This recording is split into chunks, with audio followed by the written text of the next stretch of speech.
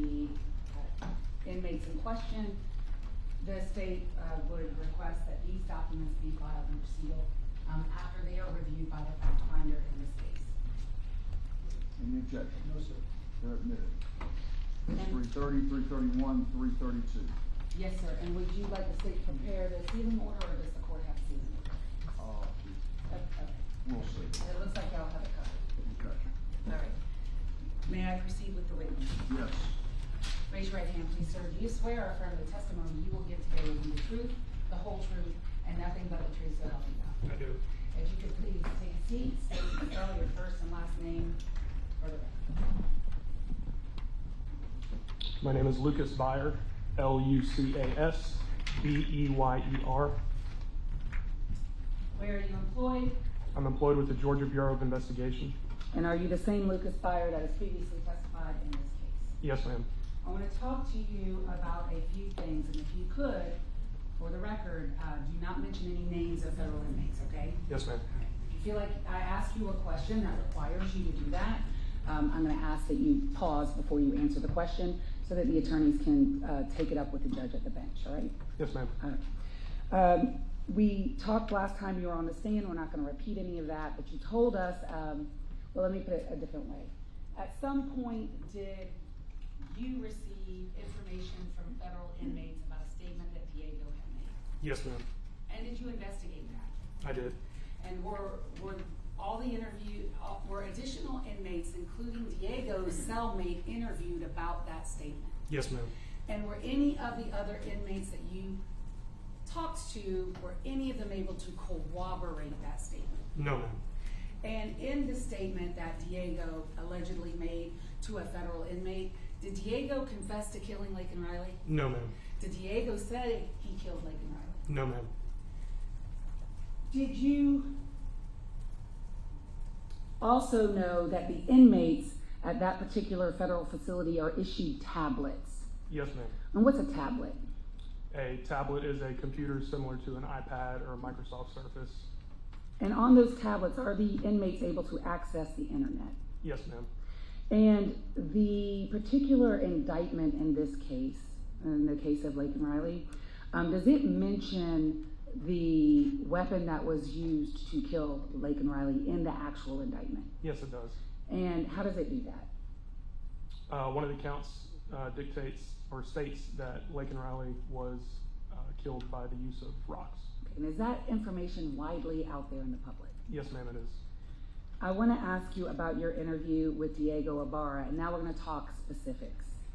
What date did you interview Diego Ibarra? Friday, February 23rd, 2024. What time did your interview start, and what time did it end? The interview started at approximately 5:13 p.m. It lasted for 91 minutes, and the interview was terminated at approximately 6:43 p.m. Was your interview recorded? It was audio and video recorded. Who was in the interview room with you? Special Agent Ashley Isaacson, also of the Georgia Bureau of Investigation, and Immigration and Customs Enforcement and Removal Operations Officer, otherwise known as ERO, Officer Wagner Machado. Officer Machado acted as a translator from Spanish to English and English to Spanish. And in your interview with Diego Ibarra, we're going to play just portions of it for the court, and the council's welcome to play whatever parts they'd like to play, but we can clip this 91-minute interview to about 3 clips, and I want to talk to you about, we're going to play these 3 clips, but before I talk to you about them, do you recognize, or before we play them, do you recognize States 329? Yes, ma'am, I do. What is it? That is a thumb drive that contains clips from my interview with Diego Ibarra. And State 329 and request permission to publish. No objection. 329 submitted.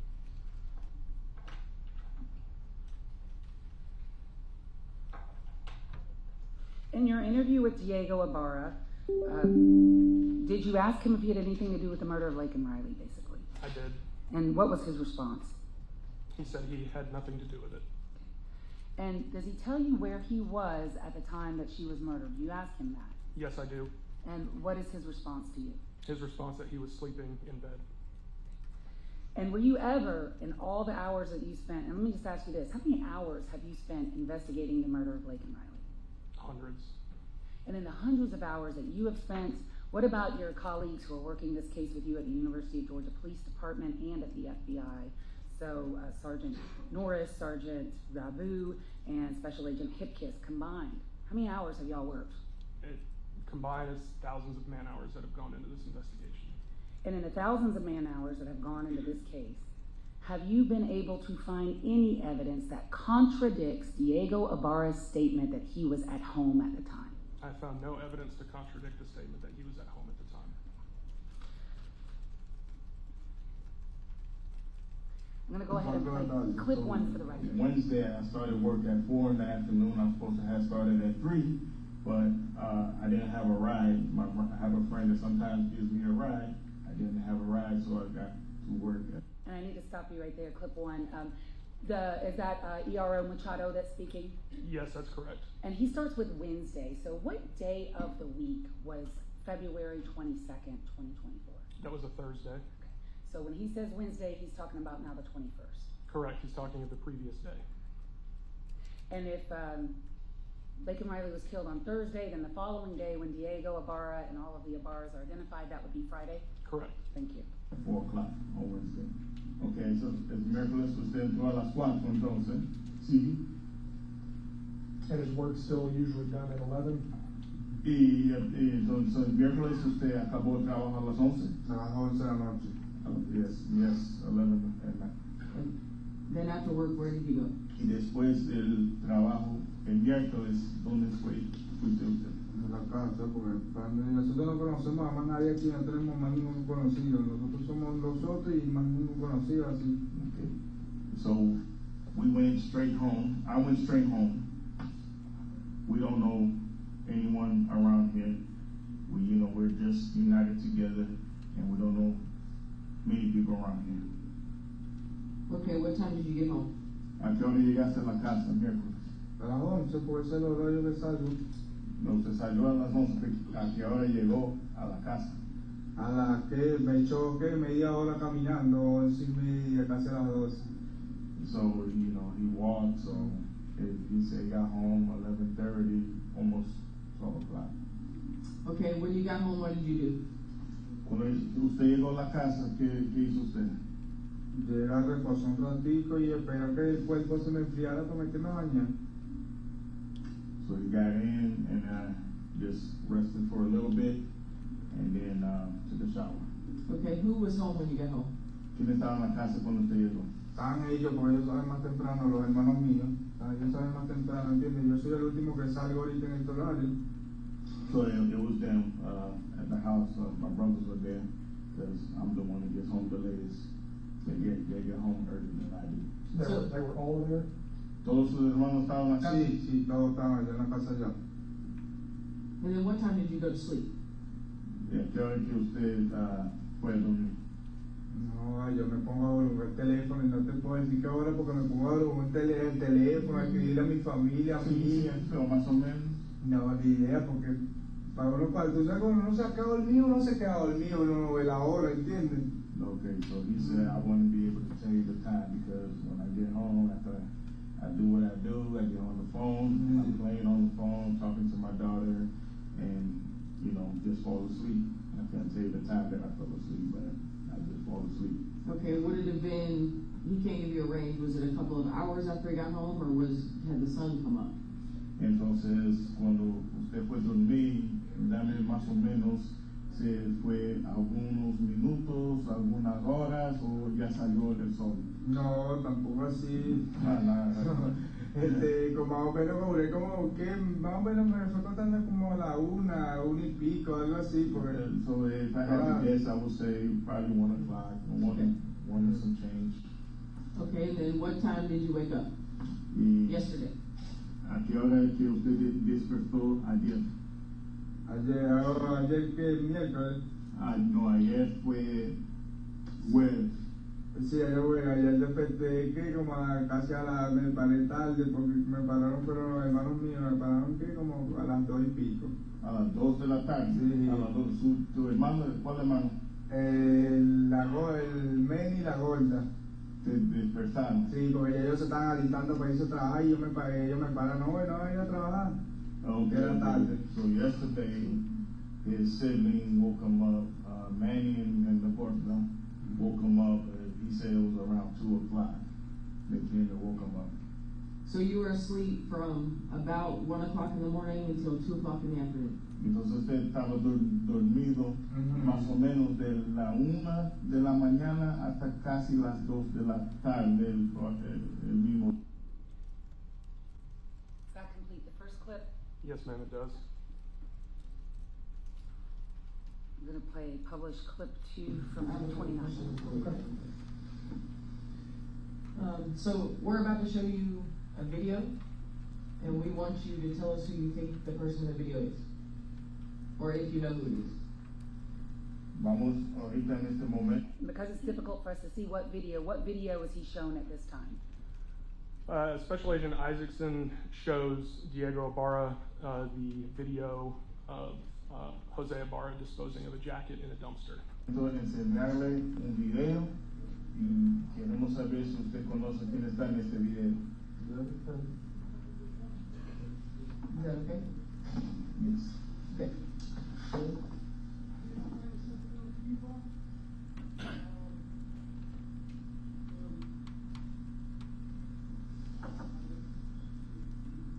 Do you know where this is? ¿Sabe dónde es eso? Ya. Yes. Who is this? ¿Quién es eso? Ese es mi hermano, veníamos, nosotros estábamos los juntos ese día. That's me and my brother. We were both together that day. Okay, there's only one person in the video, so who is that? En el video solamente tiene una persona. ¿Quién es? Is that you or your brother? Sí, ¿Es usted o es su hermano? no es de él. It's him. Him? No, it's his brother. It's right about him. His brother. Okay, I'm gonna rewind it and let him watch it again. Usted va a ver otra vez. And where is this? ¿Dónde es eso? Eso es el basurero atrás donde nosotros vivimos. This is in the trash can or the back over there by where we live. Okay. No, ese está pegado, no está. He didn't say rewind.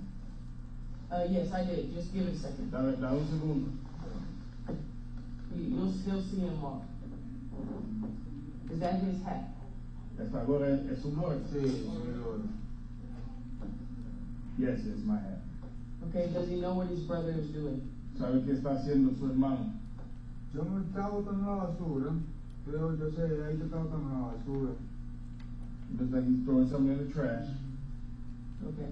And how does he know this is Victor? ¿Y cómo que usted sabe que es su hermano? Víctor. Porque ahí esa ropa yo se la vi a él. Because that seam in that clothes. Claro. Okay. Are these clothes that only Victor wears? Esa es la ropa que usa Víctor. Nada más.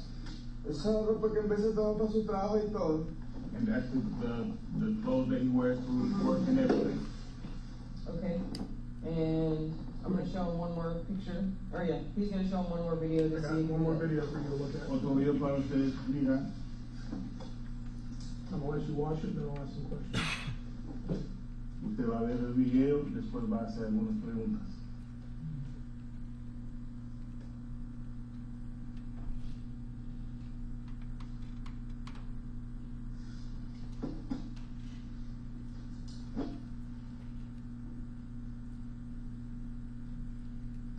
Based on that, Esos videos de atrás de la Roma del tubo.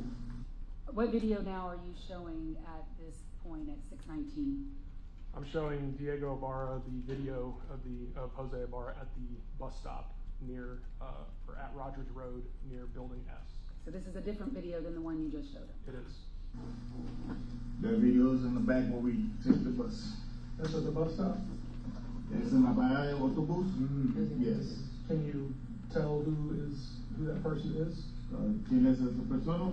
Ese es el hermano mío. That's my brother. Claro. Is Of it course. Victor? Sí, ya lo van a reconocer yo a mi hermano. He said, of course, that's my brother Victor. I know how to recognize my brother Victor. How does he know? ¿Cómo que sabe? Porque esa ropa es la misma, esa chaqueta es la que tiene en la casa.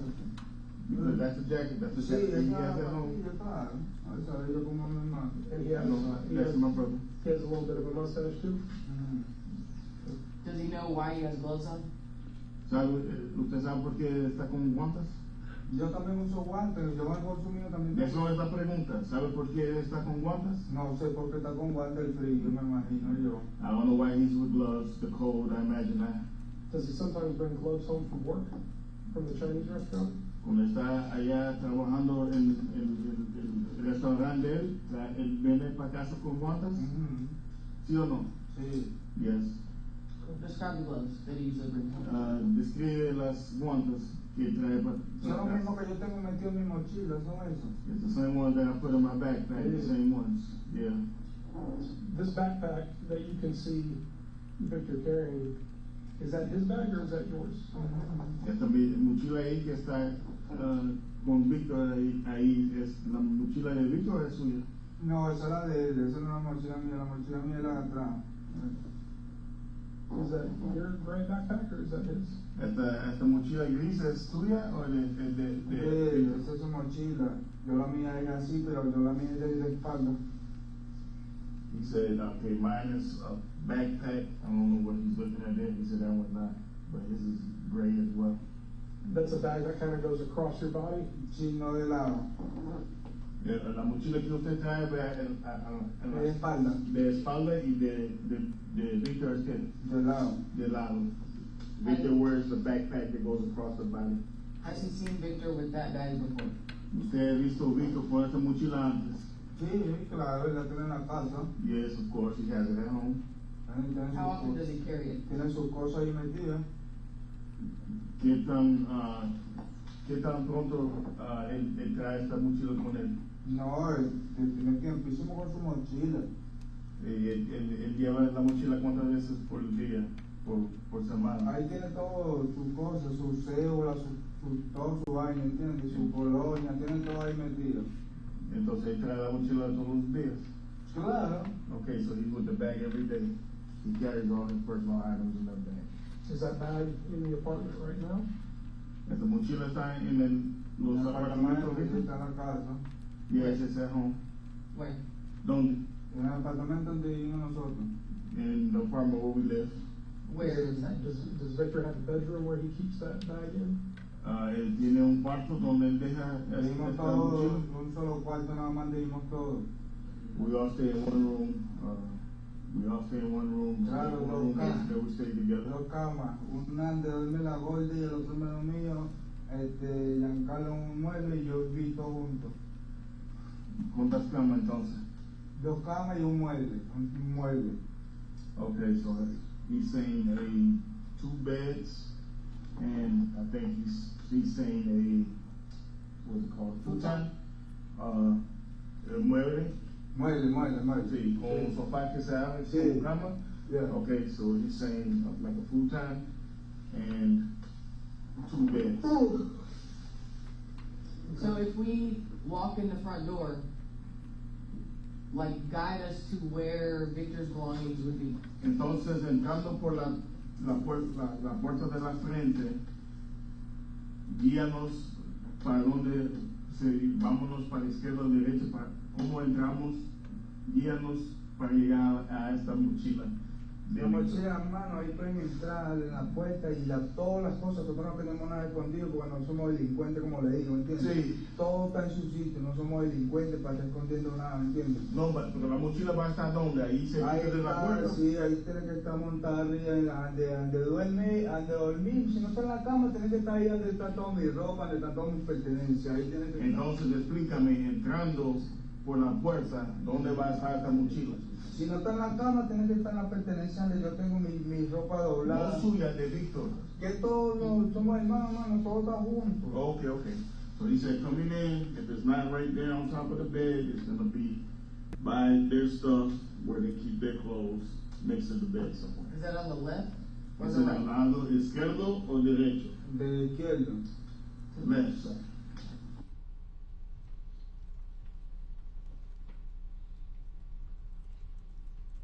And finally, clip 3. Would you be surprised that much of the evidence that we collected during our investigation points to Victor as the person that hurt the student? Va a quedar usted sorprendido si la evidencia que nosotros agarramos está indicando que Víctor lastimó a esta persona. Tienen que tener evidencia, como que digo. Eso no es que le pregunté. Va a estar sorprendido, sí o no. Si usted dice que ¿Sí va a estar sorprendido, sí o no? yo no puedo decir que sí porque no sé, yo no puedo decir que sí. Sí, yo voy a decir ahorita que su hermano Víctor Ah, le lastimó la persona que estamos investigando. quedaré sorprendido, quedaré sorprendido, quedaré Of course I'm going to sorprendido. be surprised. Of course I'm going to be Claro, surprised. porque tienen que tener evidencia, me We're imagino. going to have to have evidence. Yes, we understand. Entendemos eso. But again, he doesn't know, you don't know anything about that, correct? Pero otra vez, usted no sabe nada de eso. No sé nada de lo que está pasando ni nada, me quedo sorprendido porque me están investigando a mí también, me quedo He sorprendido. says, I'm surprised because you're investigating me as well. I'm No. surprised. So- At no time in the past 12 to 24 hours did Victor tell you any information about hurting somebody. Entonces, en ninguna vez, ahorita de las 12 a 24 horas, has dicho, Víctor, que algo olvidó, que pasó algo. ¿Te pasó algo? Sí, No. no. At any point in time, did you participate in trying to cover up somebody being hurt? En cualquier tiempo, participó usted en alguien estando lastimado. No participó en nada malo, que no me involucre en nada, ¿entiendes? Dígame otra vez. Que no participaba en nada, nada. I didn't participate in anything. That completes the clips of that interview that the state wishes the fact finder to consider, and of course, the other side can play what they wish, and at this time, I'll pass it.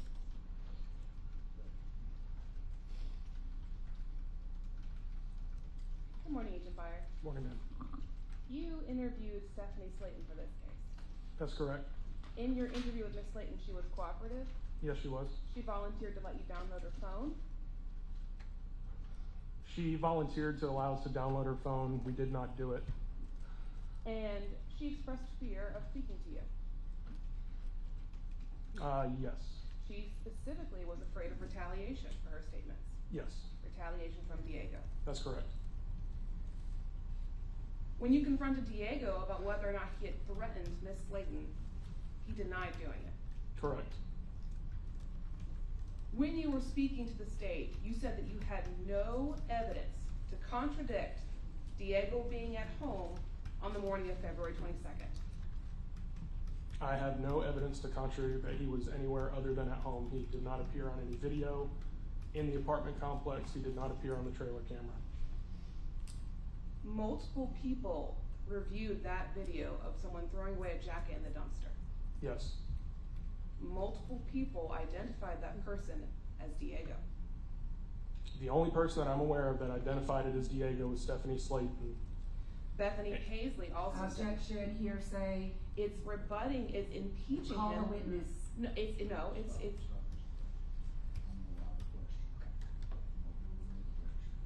Bethany Paisley also said that the person in the dumpster video looked like Diego. Looked like Diego, but to the best of my knowledge, she was not confident in that identification. No further questions. Bethany Paisley couldn't tell you who it was in the video, is that right? Correct. And the people that could tell you were Rose Belly, correct? Yes, ma'am. Who came from New York with Jose Ibarra, right? Correct. And lived with Jose Ibarra for months. Correct. Is the same race as Jose Ibarra. Correct. Speaks the same language as Jose Ibarra. Yes, ma'am. She was able to identify him from the video. She was. Was she in any doubt in her mind that that was Jose Ibarra? Did she ever express doubt to you? No, ma'am. Same question about Diego Ibarra. Diego Ibarra is Jose's brother. Yes, ma'am. Diego Ibarra identified his brother in that video. Yes, ma'am. Did Diego Ibarra express any hesitation, any doubt that he was looking at his own brother? No, ma'am. He said, of course I know my own brother. And he did it in both videos, correct? Yes, ma'am. Stephanie Slayton, how long had she known Diego? Maybe a little bit over 6 months. Same question about Jose Ibarra. How long had she known him? A similar period of time. And she's the only person who expressed an opinion different than that of Jose Ibarra's brother, correct? That I'm aware of, yes, ma'am. And the only person that expressed an opinion different than that of Rosebelly, Jose Ibarra's roommate. That I'm aware of, yes, ma'am. And in your investigation, Special Agent Beyer, is Diego's DNA underneath Laken Riley's fingernails? No, ma'am. Is Diego's DNA on the blue jacket that was found in the dumpster? Your No, Honor, ma'am. I object. This is a closing argument. She's making, this witness to contest the DNA. I'll rule the objection. Is Diego's thumbprint on Laken Riley's phone? No, ma'am. That's all I have, Your Honor. Anything else, Ms. Beck? No, Your Honor. Can you be excused? Yes, sir. No objection. Thank you, Judge.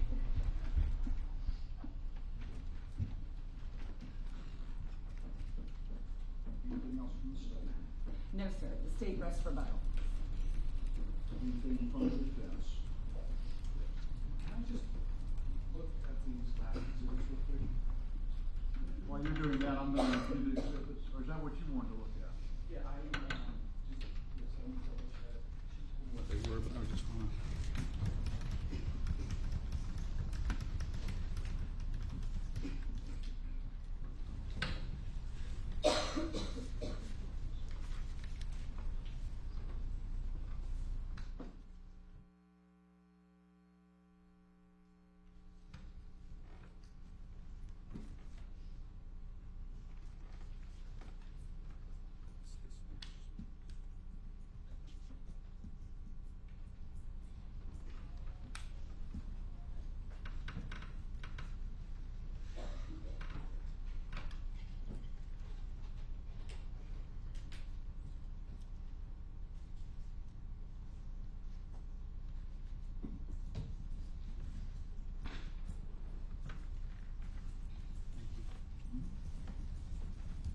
Give me a moment to look at these exhibits. Yes, sir.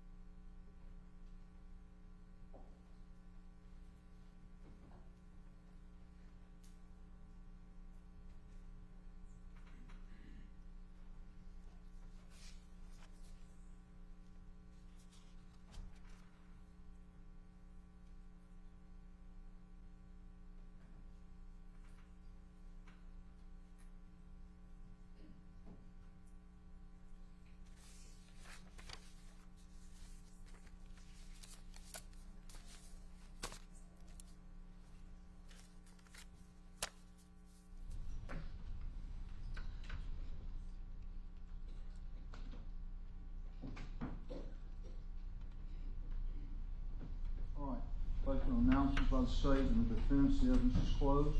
Yes, Your Honor. Are you all ready to go into summation? State is ready, Your Honor. That's ready, Your Honor. Okay. Ms. Ross, you have opening and concluding. Yes, sir.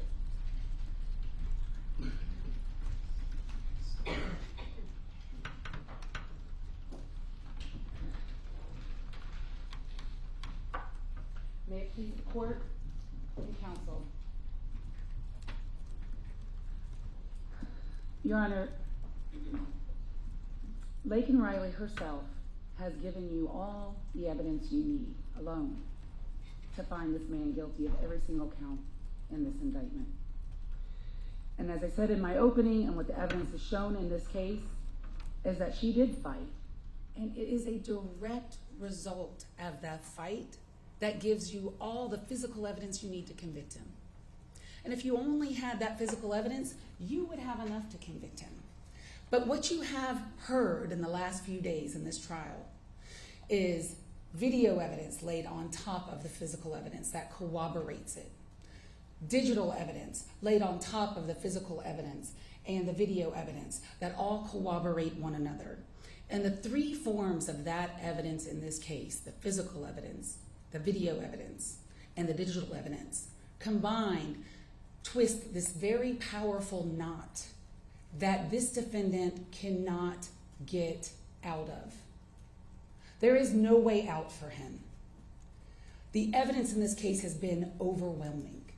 And the evidence in this case has spoken loud and clear that he is Laken Riley's killer, and that he killed her because she would not let him rape her. And look no further, you have to look no further to his actions 73 minutes before he encountered her on the trail to know what he was up to that day. And so not only does the physical evidence identify him, the video evidence identifies him. His own brother identifies him. His roommate, Rosbelli, identifies him. The people who he was living with condemn him. But his digital evidence of posting selfies of himself wearing what is basically his rapist gear an hour before he leaves his house, that condemns him. He has condemned himself. And what I'm going to do in the time that I have before this court is review the evidence that this court has heard and ask that you find him guilty on every single count of this indictment, not because you feel sorry for anyone, but because he earned it, because he deserves it, and because we have proven it beyond a reasonable doubt. Let's start with the physical evidence. The defendant's DNA is under the right fingernails of Laken Riley. And it is only Laken and this defendant in that sample, and no one else. It was first done at True Allele, and because our Hennis and this defendant are blood brothers, he couldn't be excluded under YSTR. And then it was Diego who could be excluded by YSTR because he has a genetic mutation. But True Allele, when looked further in at the sample, eliminated both Diego and Argenis.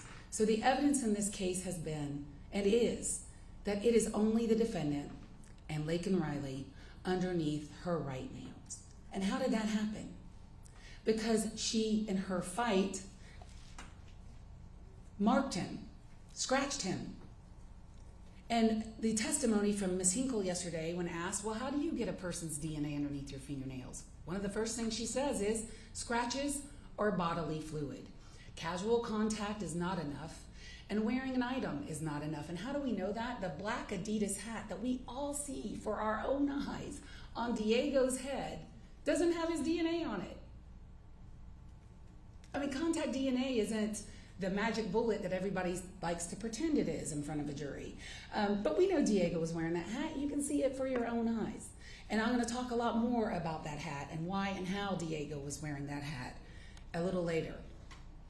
It is the defendant's thumbprint on Laken's phone. And this was from the Daubert hearing. This is, first of all, the digital image of Special Agent Daniela Stewart. And that is digital image 597, which is in evidence on one of the thumb drives. And the court heard the testimony that we adopted from the Daubert hearing, and I have here states 28 from the Daubert hearing of October 11th, where where Sergeant Stewart of the ACC Police Department, who has been a latent print examiner since 1994, has looked at thousands of prints, compared that image that Special Agent Stewart took on the night of Laken Riley's murder when they finally found her phone after dark away from her body, and he compared it to the known fingerprints of Jose Ibarra, and he did it twice. And he found and explained to the court at the Daubert hearing, which we have adopted as part of this transcript, 15 points of comparison and similarities between the latent print left on Laken Riley's phone and Jose Ibarra's fingerprints. So in order to find this defendant not guilty of killing Laken Riley, you would have to disbelieve DNA. You would have to disbelieve fingerprint evidence. And even if you did that, you would still have this. Quite frankly, she got him. She scratched him. And you heard the testimony from Sergeant Epps and from Corporal Sayan. The left wrist was still oozing. Both of them saw that. And when asked, what's with these injuries by Corporal Sayan, and we played that part of the body cam video for the court to see, Corporal Sayan wasn't coming at him hot. It was super calm and casual. They're out there laughing. They're laughing in those videos. Smoking, talking on their phones, talking to one another, all four of those people inside that residence, chillaxing. And Sayan's like, my friend, do me a favor, show me your hands. My friend, how did you get those injuries? And his first response is that of a monstrously guilty individual. What scratches? Y'all don't see these scratches. We don't see these scratches. So in order to find him not guilty, you would have to disbelieve your own eyes. What scratches, he says? All of those scratches. And there were more scratches than that, because when Daniela Stewart, and those photos are in evidence to you, when she photographed him and made him take his shirt off, there are scratches on his back. His back. And you know what that's consistent with? That is consistent with him asphyxiating her, being on top of her, compressing her chest, and smashing her head in with that rock. That's what that's consistent with. How do you get scratches on the back of your neck? How do you get scratches on your back? Laken left those scratches, and the physical evidence says that she left those scratches because that is why his DNA is underneath her right fingernails. She marked him. She marked him for everyone to see. She marked him for you to see. And the digital evidence that she wore that day also corroborates everything, all the physical evidence and the video evidence. We will never know. We will never know what he did to her on that trail and in what order. And we'll never know what he did to make her stop. Because quite frankly, I am certain she could outrun him if she wanted to. But she didn't. And he did something to her where she knew immediately she was in trouble. And how do we know that? From the Garmin and her phone. Simultaneously, if you put those two things together, which is what this graph is that you saw and that's in evidence, at 9:10 a.m., and there's some seconds in between them that really only matter if you're an Olympian swimmer or a track runner. It's so close together in time, it doesn't matter. It is simultaneous. Simultaneously, she enacts or tries to call 911 from her phone using the SOS function of her iPhone. And we know that from her phone. And simultaneously, at that same time, she comes to a dead stop. She stops in her tracks. And we know that that is the time she meets him on the trail. And how do we know that? Well, we know that from the FBI. Because there is a chart that I'll show you a little later in my closing argument, where at 9:10 a.m., their digital profiles overlap one another. They have met in that woods. His from his timing advance data from his phone. And remember, the moment he enters the forest, his Wi-Fi is no longer active. And so there's no Reuben data from about 8:55 to about 9:40 a.m. And that is evidence of his guilt too. The fact that he's in that forest, that means he's in the forest. And we know he's in the forest because he has no Reuben data. And we know he's in the forest because his timing advance data puts him there. And they meet simultaneously, digitally, on that trail at about 9:10 a.m. And so something happened, and this is her Garmin watch. And we know there was a fight because the way that it looks, look at this, on the trail, she's still on the trail till about 9:14 a.m. And then her Garmin starts moving off the trail. And he takes her off that trail 65 feet, 64 feet and 11 inches to be exact, 65, close enough. And he does that for only one purpose, and that is to isolate her so that he can victimize her. And that is exactly what he did. But the true allele under her nails, as damning as it is, isn't all that you have. And you could put that aside and the fingerprint aside, although there's no reason to. On the jacket that he is seen throwing away about 12 minutes or 14 minutes after her heart stops beating. And it is no coincidence that he is in that forest until her heart stops beating at 9:28 a.m. And it isn't until around 9:40 that he emerges. He is with her that entire time. But about 14 minutes afterwards, he is seen on video dumping a jacket that you have here in evidence that you've seen a lot, so I'm not going to show it to you again, that has a mixture, and this is traditional DNA. This is not true allele. This is not probabilistic genotyping. This is traditional DNA, and it is a mixture between only two people, Laken Riley and this defendant. And it's no mistake that it is blood, a mixture of their blood on that jacket. And on that jacket also are 29 hairs that are consistent with Laken Riley that all have been not all of them, but several of them have been forcibly removed from her head. And they were wrapped around the button that you see in some of the photographs when Officer Davis testified, the way that he saw it. And it is a rare day that as a prosecutor, we ever get such great evidence of tampering with evidence. But the defendant himself is on video, and here it is.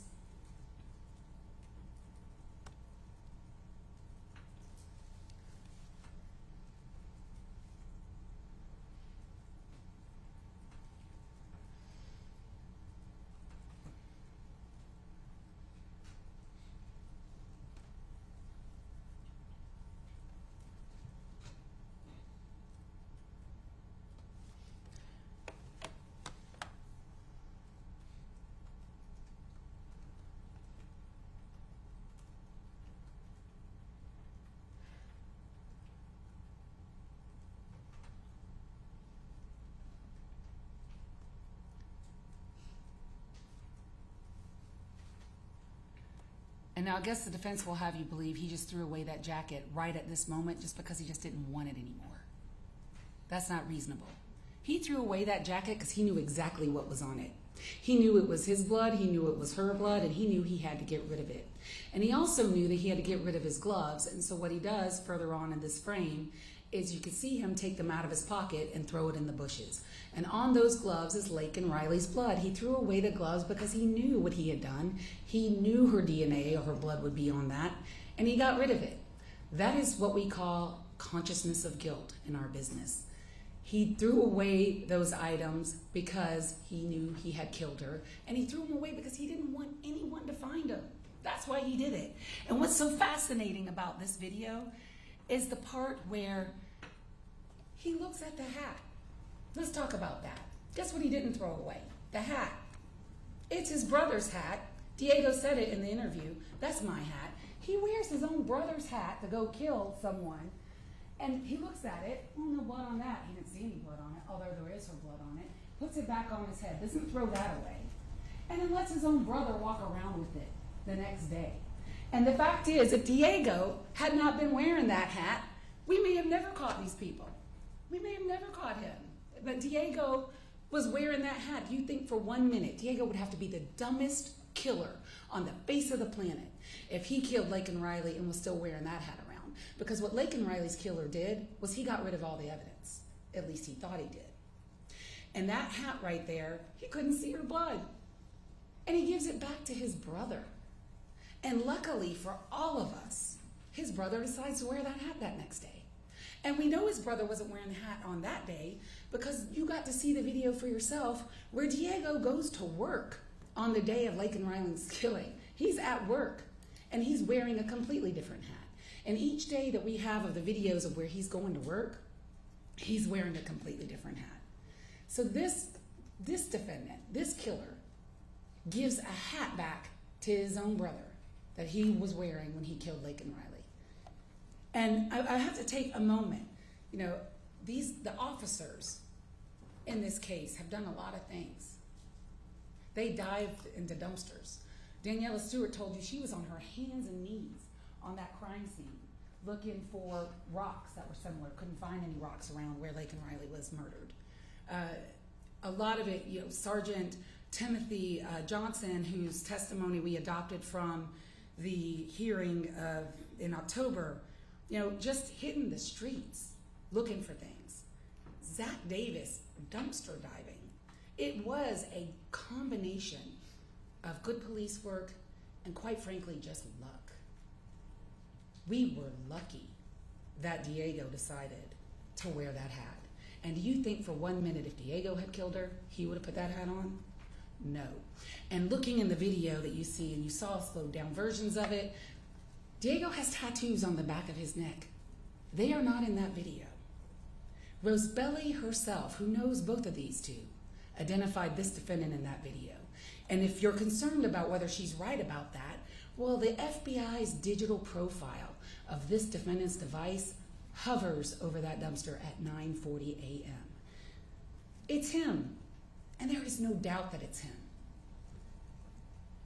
Here is the FBI profile, digital profile from the CAS team of the defendant's device now over the dumpster. In the center of this is D1, 9:40 a.m. He's at the dumpster that we just saw him at, dumping bloody clothes. And how do we also know he's back at his apartment at that time? Because Special Agent Hipkiss, who extracted 1B7, said at 9:58 a.m. the device is plugged back in and charging, which means he's back home. But he's not done. And before I go on to the other videos, these are all the selfies of this defendant on his phone 1B7. And I understand and I suspect maybe the defense will argue, well, Judge, you know, other people used his phone. Yeah, they did in October. And then the other 2 months that they want to talk about are other 2 accounts. Oh yes, Diego has a Google account that has been accessed from 1B7. Both of those accounts that they talked about, one a Facebook, one a Google, I can't remember exactly, but there were 2 of them. Rosebelly had one and Diego had one. One of the accounts was closed in January, and the other one of Rosebelly was closed in February of February 12th of that year. So on the day in question, on February 22nd of 2024, there is zero evidence, no evidence that anyone other than this defendant was using that phone. And any attempt to argue that someone else was is just pure speculation. Because the only activity on the phone prior to leaving is him taking that selfie at 5:30 in the morning. That's it. There's no one texting, no one WhatsApping, no one calling in the time that he's out hunting and killing. Because he's holding the phone and he's a little busy because he's looking for victims. He's looking for females. Nobody else is using that phone. And the FBI said, and the phone tracks his own video. You could put the video of him at the bus stop, which I'll show, and put it with the digital profile of the phone, and they track one another. So the videos and the digital profiles track one another because he's holding the phone at the time. And this is what he does when he gets back. His phone is plugged in at 9:58 a.m., but he's not done destroying evidence.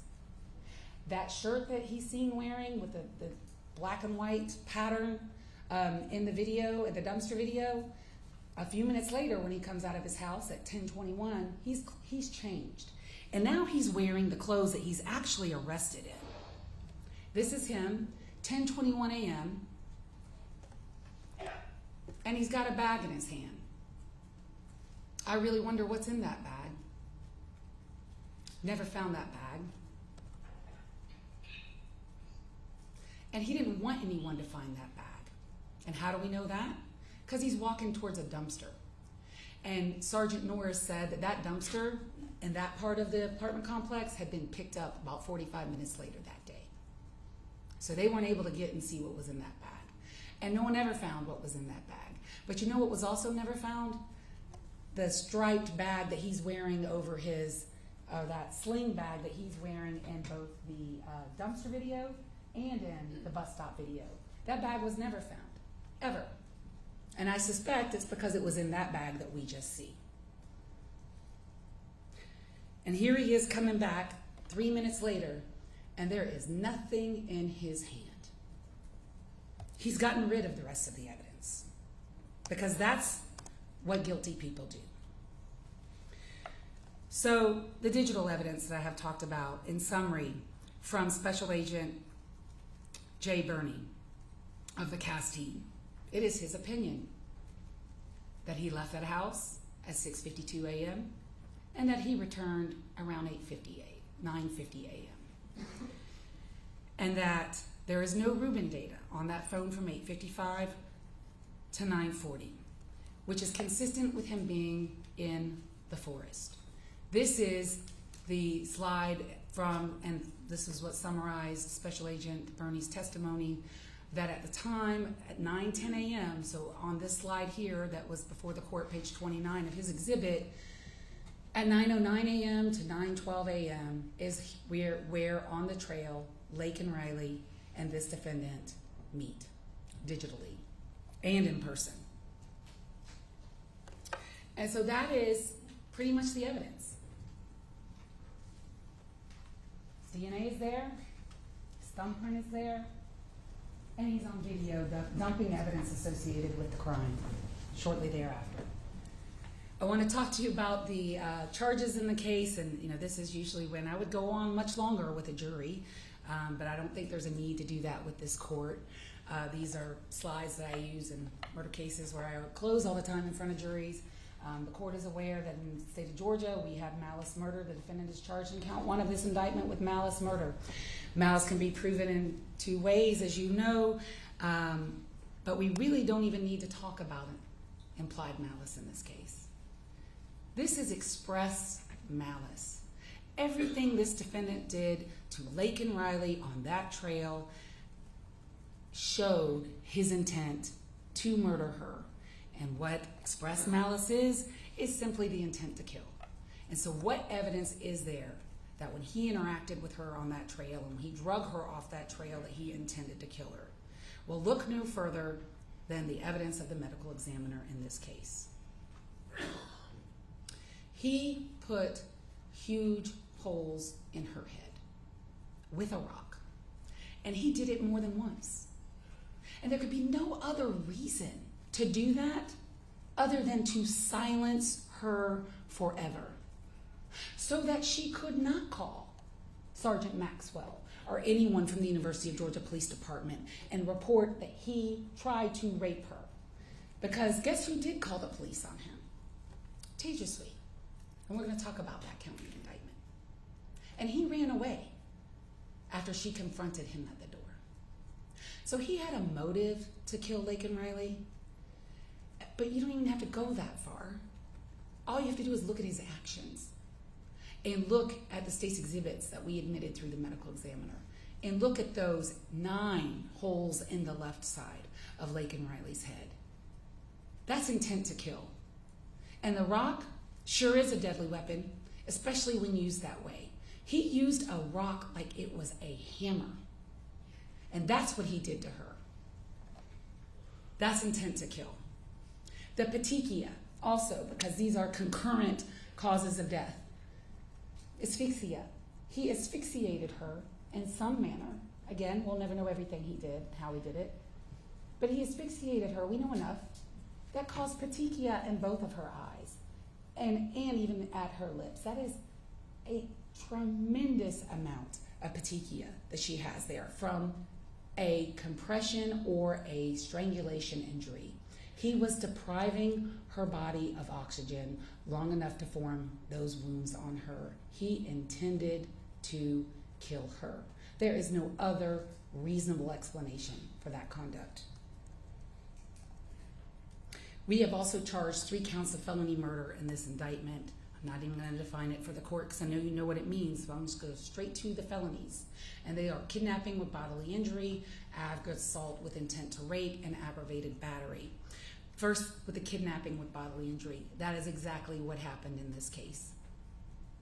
And that actual felony precedes the murder in time, because he didn't murder her on the trail.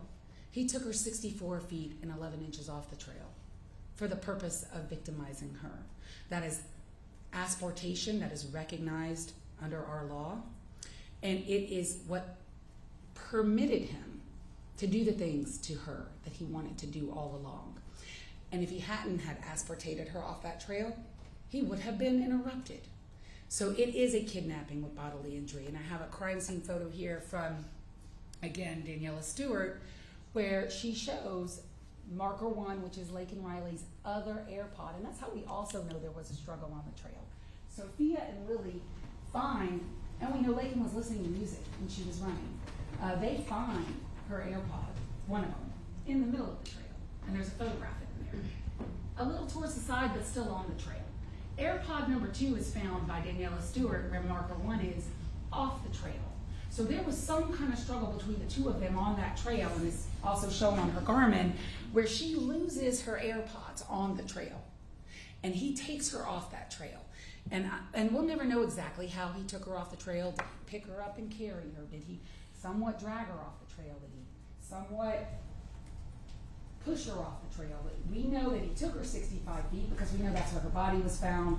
And also Daniela Stewart saw like a leaf. She called it a displacement of the leaves, and she marked it with those orange flags, but no real dragging marks. So that's a kidnapping with bodily injury. Taking her off that trail, and in the commission of that crime, he kills her. He is guilty of felony murder, with the underlying felony being kidnapping with bodily injury. It's not contested that she has bodily injury. But the aggravated assault with intent to rape, there were a lot of questions about, well, could her shirt be up from dragging her? I suppose the defense might be, well, I killed her, but I didn't intend to rape her. Well, that makes no sense. Because the only thing that makes sense about why these two individuals who don't know each other, never met each other, had this encounter on this trail at this moment while Laken is out for her morning jog, is because he wanted to sexually assault her. What evidence do we have of that? What has been left behind from the struggle that we can discern that? What circumstantial evidence? Well, her clothes are in 2 different directions. And it is important to talk about her clothes. And we're not talking about her clothes in order to shame her as a female. No. It's evidence on how she wears her clothes. She would wear running tights when she ran because that's what's comfortable. And that's how you run.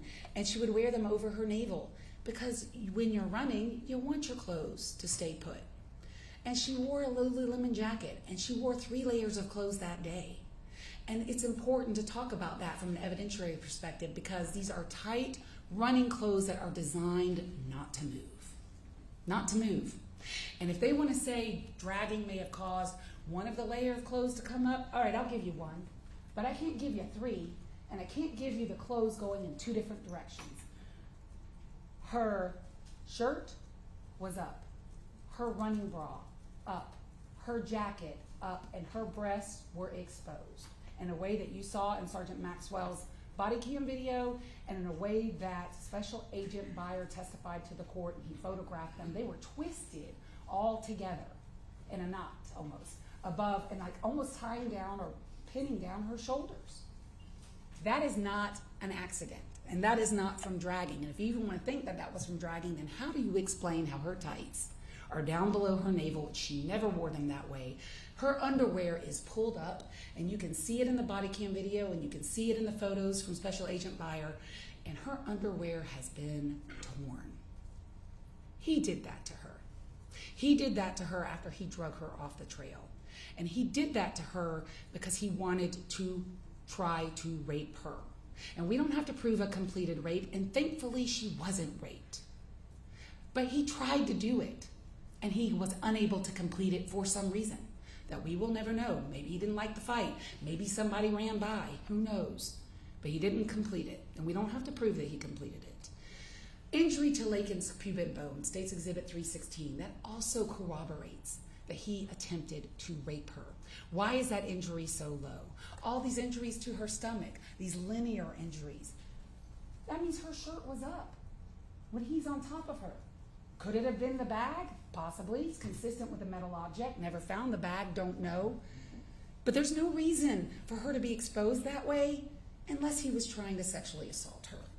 That is the evidence of aggravated assault with intent to rape. It's the only thing that makes sense about the encounter, but there's all that physical evidence that supports and corroborates that that's exactly what he did out there. Aggravated battery. I could talk forever about aggravated battery and disfiguring her skull. Just look at State's Exhibits 305 and 307. I really don't need to say anything else. Look at those two exhibits. That is the very definition of aggravated battery under Georgia law. He is guilty of aggravated battery and felony murder, with the underlying felony being aggravated battery. Obstruction of a 911 call. The SOS call was made, no doubt about that. We got that from not only Laken's phone, but we also got that from Kevin McCreevy from the 911 call center. She made a call. She made a call, it was answered. You heard the call. Kevin McCreevy testified. The caller hung up on the 911 center. That was his testimony. The 911 center called Laken back twice, and that you could see that in her phone. And neither call was answered. Who hung up the phone? Well, he did. How do we know that? State's Exhibit 28. It is no coincidence that his thumbprint is on her phone where you would go to hang up an iPhone. And also on that call, that is about a minute call, you hear him say, "Yo, Tango." I have. Yeah, you do. You do have. You had her phone, and he hung it up. And when 911 called back twice, no one answered. And her phone is separated from her body. So her body is in, she was murdered by the tree. She was moved and hidden and put leaves over her. And it worked because it took Sergeant Maxwell 20 minutes to find her, and he had her digital profile. And we didn't play the whole thing, but he testified it took him 20 minutes. And because he hid her, because he didn't want anyone to find her. We were lucky there too. But he separated her from her phone. Her phone was so far away from her, it took them hours to find it. You heard Sergeant Norris, I would walk her through shining a flashlight. I almost stepped on it. You saw the video of his body cam. You saw how dark it was out there when they found his phone, her phone. He separated her from her phone because he didn't want her to complete that 911 call. And she didn't. He's guilty of that. Tampering with evidence. I've already covered this. It is rare we get this on video, but we got it on video. He's throwing away the bloody jacket. He's throwing away the bloody gloves. That's how it is alleged in the indictment. He's guilty of that. And I've already covered this. There he is. No tattoos, been identified, looking at the hat that he decides to keep. Here he is on social media. If you have any doubt that that's him wearing the hoodie and the black Adidas hat, did you a huge favor there as the fact finder. It's 5:37 a.m. on the day of the murder. He's about to go out, and that's how he's dressed. He is alone in all of these times. Trail cam video, Tejaswi and Sally, the other female runner that encountered him at 8:24 a.m. where he is what? In the woods. And how do we know that? Because when Tejaswi calls the police on him at about 8 o'clock in the morning, he vanishes and disappears into the back, and Sergeant Rabu testified in the direction of the IN fields. And he stays there. What's he doing there? What's he doing there? Well, he isn't running. I doubt he's bird watching. He's sitting there waiting for someone to come by because his first intended target, he wasn't able to get. And I'm going to ask if there are any cameras up. I want to show a portion of something that I don't want the peeping victim to be seen, the Tejaswi. So I will direct media to not, publish this as well as. All right, so are we good? We're good. Okay, I'll let you know when it can come back up.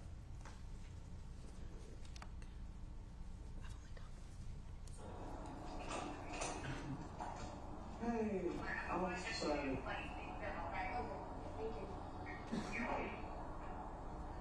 Hey, can I come in or are you? Alrighty. So I'm just gonna get one thing over the radio. 6427, I believe it's gonna be the north facing at the end of the building. Hey, so you okay? Oh gosh, I understand it might be a little bit scary. I'm just gonna be asking a couple questions, get some clarifying information, okay? So you're taking a shower, correct? And you heard something going on? Yeah, I heard like something was moving and I just heard it was someone from upstairs. I mean, I usually hear that. And then when I actually came out, I heard it coming from the door.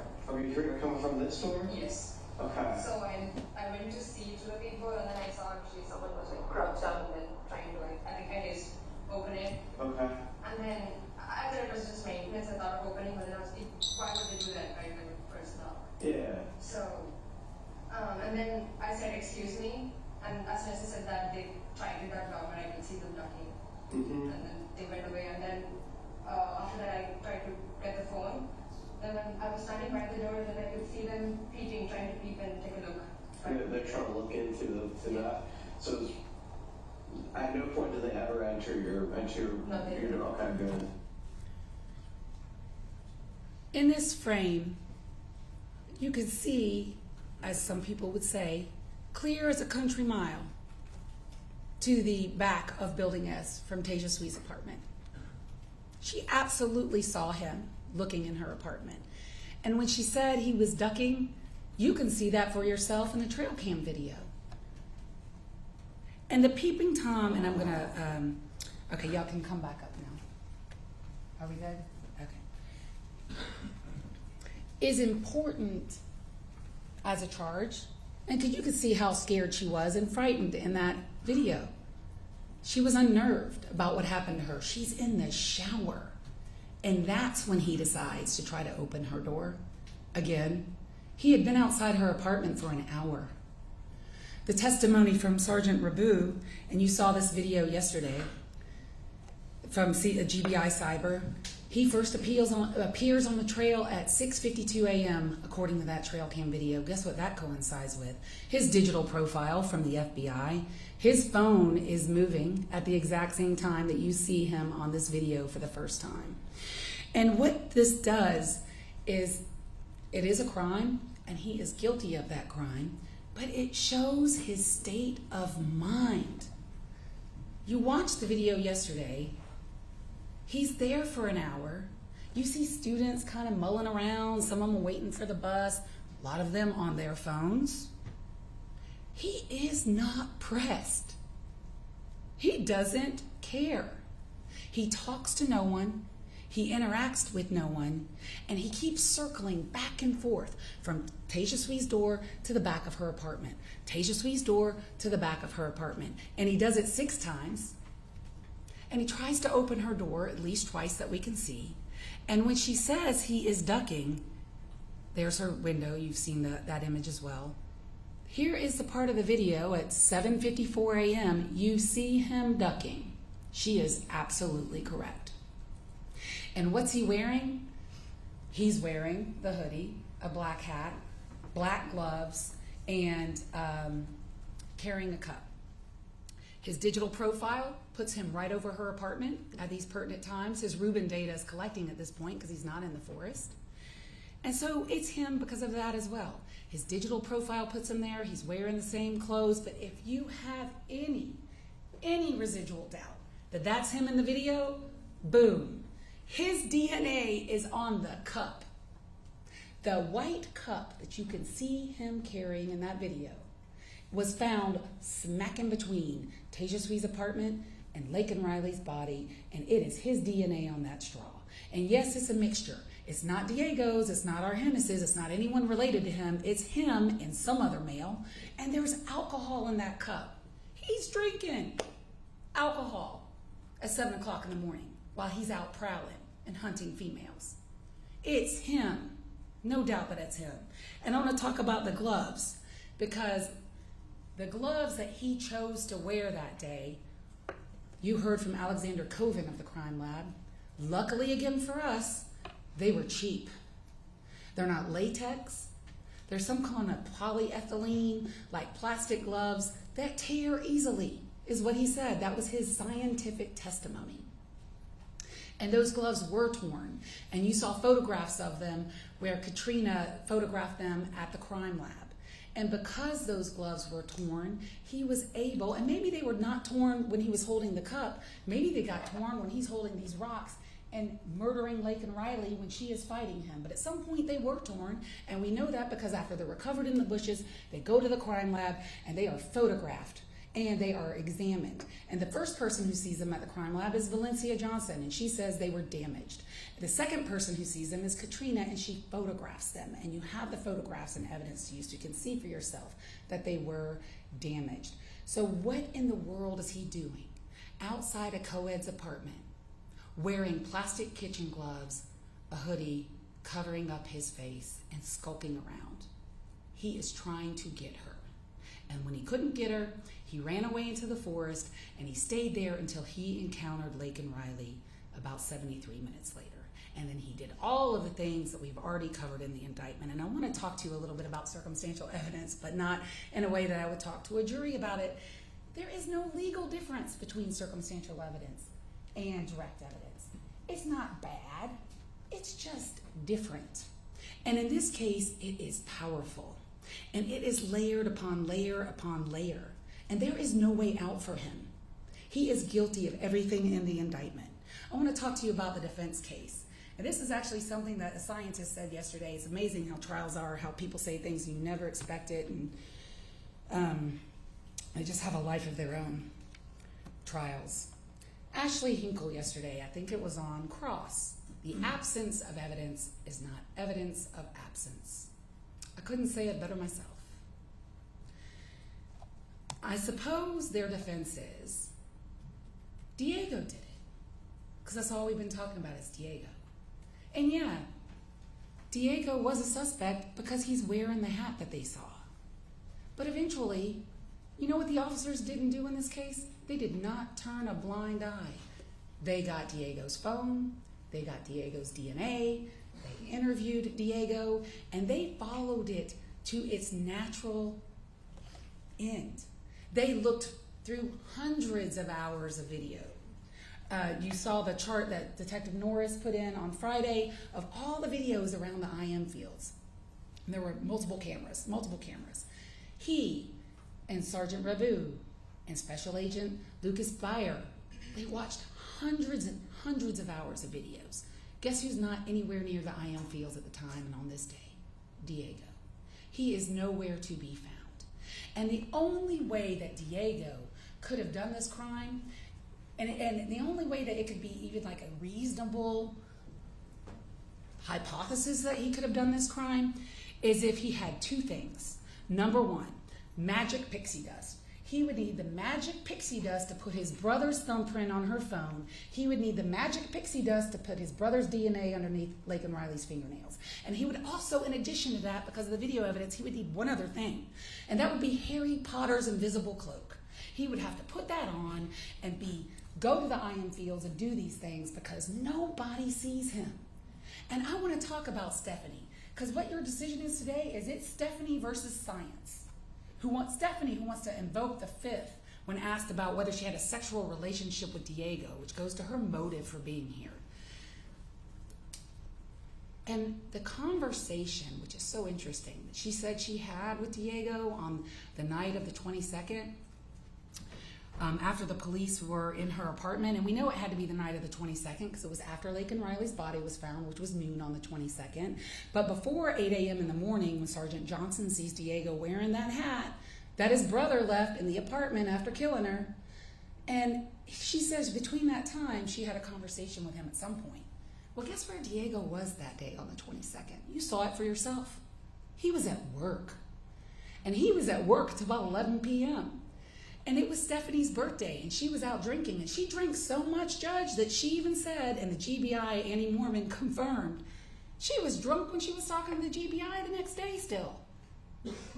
And maybe she did have some semi kind of conversation with him. And even then, if you take her at her word, it's not a confession. There is no evidence that he did anything except be a brother to him. And it's pretty low down that you're going to take the killing hat and then let your brother wear it around in the apartment complex the next day. But that's just what a killer would do. So to believe her, you would have to disbelieve all of that. And then today we heard some unreliable inmate hearsay. Not reliable.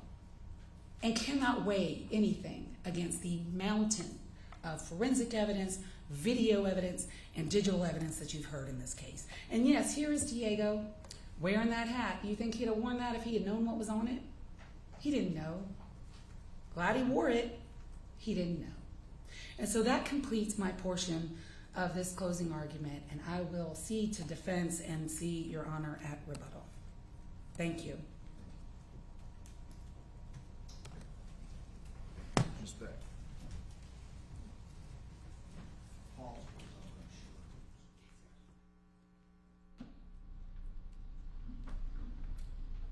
Your Honor, Ms. Ross, evidence that is subject to more than one interpretation is not proof beyond a reasonable doubt. As Mr. Kirby said in his opening, the evidence in this case is graphic and disturbing, and it is deeply sad. And I don't envy your position, Your Honor. The rest of the people in this courtroom get to be human. We can feel shock and outrage. But Your Honor is the court. You are the embodiment of law. And as the court and the fact finder, the law requires that you not allow your verdict to be swayed by sympathy for anyone. It must be based on the evidence. Mr. Ibarra, acting on our advice, elected to have a bench trial, trusting that Your Honor could, and believing that Your Honor would, set aside the emotions in this case and simply consider the evidence.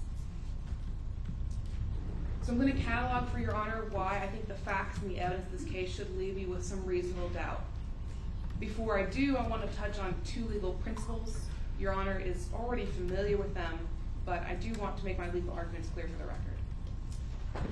The first legal principle is embodied in OCGA 2446. And that law requires that when the state's case is built on circumstantial evidence, they have a higher burden. They have to go one step beyond proving their case beyond a reasonable doubt. They also have to exclude, beyond a reasonable doubt, any other theory consistent with Mr. Ibarra's evidence, in a sense. Because the evidence is subject to more than one interpretation, it is not proof beyond a reasonable doubt. And while the evidence in this case is voluminous, it is circumstantial. The second principle is the difference between a party to a crime and accessory after the fact. This principle is codified in OCGA 16-1050, and I would also direct Your Honor's attention to Purvis versus the state. Purvis is spelled P-U-R-V-I-S. That is 208 Georgia Ave 653. And that case basically explores the difference between proving that someone is involved in a crime while it is committed versus proving that someone is involved in the cover-up of a crime. The important difference, Your Honor, is that if the evidence shows that Mr. Ibarra was involved in the cover-up of the crime, but does not prove beyond a reasonable doubt that he was involved in the murder itself, Your Honor would be authorized to find him guilty on the tampering with the evidence charge, but not with the murder. So now I want to talk about the evidence that was presented. First, I'm going to discuss the reasonable doubt in the state's case that Mr. Ibarra was involved at all. Then, I'm going to discuss two alternative theories that are consistent with the evidence that would show Mr. Ibarra is not guilty of the malice murder or the felony murders. And then finally, I want to discuss a few specific elements of a few crimes and the evidence we've heard on those. The state bases its case in chief on some categories of evidence. There's DNA, there's a fingerprint. They talked about the digital evidence and the surveillance footage. There is reasonable doubt in each of those pieces of evidence. I'll start with the DNA. There is doubt based on what was tested and doubt based on what was not tested. When Ashley Hinkle was on the stand testifying, and Mr. Kirby was cross-examining her, she talked about the limits of her science. She talked about the fact that some of the factors involved in testing for DNA are controlled by humans, and some are run through a program. She decides how many people's DNA is on an object, and then asks True Allele software to compute from that number of people the likelihood of whose DNA that is. Her decision impacts how the test is run. She told you that there is an element of randomness in True Allele, and that if they run the same test multiple times, different probabilities will come out. And that's what happened in this case. Your Honor should be skeptical of the DNA evidence also because of something that Ms. Ross talked about. A hat that we know for certain was on Diego, a hat that we know for certain was his hat that he claimed. Nothing on that hat tested positive for his DNA, which goes to show that even if someone is wearing clothes, touching clothes, owning clothes, DNA is not always going to show up when the lab tests it. People in court wore gloves when they handled this evidence because they were afraid of cross-contamination. They were afraid that their touch would impact the reliability of future DNA tests. When you look at the apartment from which these clothes were taken, that is a lab tech's nightmare. There are clothes everywhere piled together. It's 5 people living in one room. And the state's theory is that they shared clothes. Of course their DNA is going to be on each other's clothes. It's more than possible that one brother's DNA would get on another brother's clothes. In fact, it's probable. And who would have had the most cross-contamination? Diego and Jose, because they shared a bed and they shared clothes. When it comes to True Allele, I do believe our argument is hampered by not having an expert, but there are clearly flaws with that testing system. One of the tests that they ran for the evidence in this case came back to a retired GBA agent who was not involved with the testing of the case and was not in any way could have had their DNA on that object. There's also doubt based on what was not tested for DNA. There was a bloody thumbprint on Laken Riley's phone that they believe was placed there by the killer. And they chose, rather than swabbing that for DNA, they chose the less reliable scientific method of fingerprint evidence.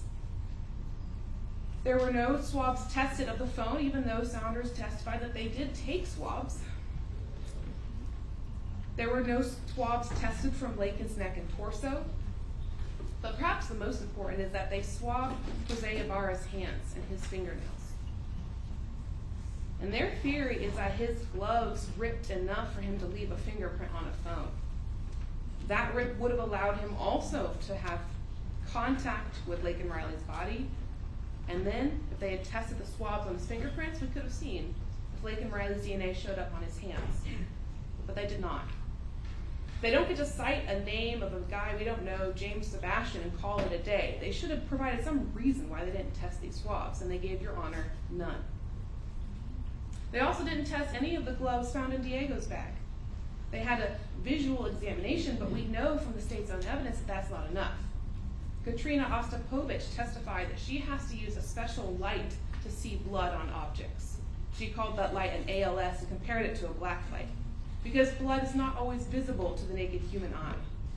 So Saunders' visual examination of the gloves in Diego's bags should not persuade Your Honor, beyond a reasonable doubt, that they did not have blood on them.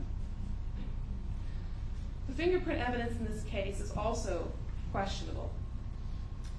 At the Daubert hearing, Tim Stewart testified about the APHIS database, and that is a federal database that stores any fingerprints deemed valid enough for comparison taken by federal agents. There are hundreds of thousands of people in that database. And Tim Stewart, before he did his own comparison, ran the latent fingerprint from the phone through that database. And there was no match to Jose Ibarra. He wasn't even in the 120 possible candidates that APHIS populated for Tim Stewart. I want to also speak briefly about confirmation bias. When we were speaking to the medical examiner, she talked about how when she looks at the case, there's information already populated in the system that she doesn't generate. The case number and the involved parties. And the involved parties in this case are telegraphed to the scientists at GBI as to how the state wants the evidence to come out. The information said subject Jose Ibarra and elimination Diego and Argenis Ibarra. And unfortunately, when you're testing for DNA and you know ahead of time the result you're supposed to get, that colors the process and weakens the scientific reliability of those DNA tests. Now, as the phone location data, their theory is that Jose had the phone. Agent Hipkiss testified that Jose is the user of the phone. Their evidence relies on the fact that Jose had exclusive access to that phone, but that is dispositively not true. Norris testified that other individuals were communicating with other members of someone using that phone in October. The stipulation of the parties showed that there were other accounts on that phone. There were 2 Gmails belonging to Diego, and there was some evidence that that email account was active in January of 2024, which is a month prior to this. Rose Bailey had a Facebook Messenger account on there. Jose's mother-in-law had a Gmail account on there. There are multiple Instagram accounts belonging to Diego on there. That's all stipulated. And even if you consider that Jose had the phone, the testimony of Jay Burney shows that there is some shakiness as to exactly where that phone was at the time of the murder. The broad band of where that phone could have been due to the delayed timing evidence of the phone is quite wide. It covers parts of the Oconee Forest and parts that are outside the forest. He concluded that the user of the phone must have been in the forest because of the lack of Wi-Fi Rubin data, but he also conceded that that Wi-Fi Rubin data could have been lacking if someone turned off their Wi-Fi. That uncertainty as to what caused the Wi-Fi to not respond is reasonable doubt. In the dumpster video, Your Honor should have some doubt based on the angle and the quality of the video. Rose Bailey did identify Jose, but she testified that the reason she identified him was because of the hat and the shoes. The hat that we know Diego owns, and black slides that we know Diego owns too, because the agents found a second pair of black slides in the apartment when they searched it. So the hat and the shoes that Rose Bailey identified for Jose could just have easily been Diego's. In the 911 call, no one identified the voice. I don't know why the state didn't ask Rose Bailey, but she was here. Maybe she could have testified of who was speaking, but no one did. And the phrase that the state would like you to believe is being spoken, yo tango, was heard by somebody who does not speak Spanish. We don't know what is being said on that call. We don't know who says it.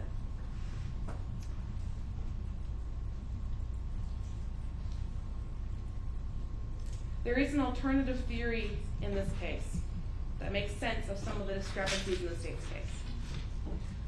Jose was short, he was chubby. He was, according to the state, wearing slides the morning of February 22nd. I agree with the state that Laken Riley was physically fit. She was fast. She could have outrun him. But there's another suspect in this case who was taller, who was more physically fit, who was wearing sneakers on the day of the murder, and that is Diego Ibarra. We know from the dumpster video that the person throwing away the jacket is tall, because Officer Zach Davis testified the slot into which the jacket was thrown was about 6 feet high. The person in the video didn't have any trouble. It was parallel to their head or just above it reaching that slot. That suggests someone that's taller than Jose Ibarra. We also know from Joseph Clemente that there was a second person out wearing dark clothing, not a runner, on the day of the murder.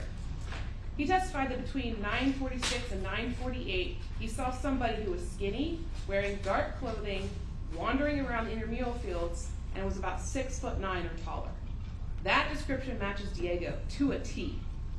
And we know it can't be the same person in the dumpster video because it happens at the same time. The dumpster video is at 9:44. Clemente is pretty certain about his timeline because he's tracking his position using a running app on his phone.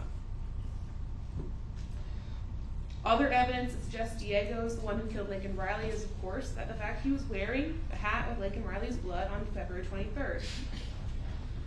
According to the state, you can see blood on black clothes, so Diego, when he's choosing hats that morning, should have been able to see that the hat was bloody. But more importantly, Officer Epps testified that he observed dirt on the brim of the hat. Tim Johnson testified that he observed dirt on the brim of the hat. There is no way Diego put on that hat without noticing something was strange about it. And the reason he put it on, without questioning why it's got dirt and blood all over it, is because he already knew that it was there. The state would like to say that Diego would have to be the dumbest killer in the world to put it on, but unfortunately for the state, that's exactly what the person in the dumpster video does. After he examines the hat, he puts it back on. So if their theory is that's Jose, or that's Diego, either way, the killer put the hat back on his head after having been committed in a murder. So that argument does not hold water.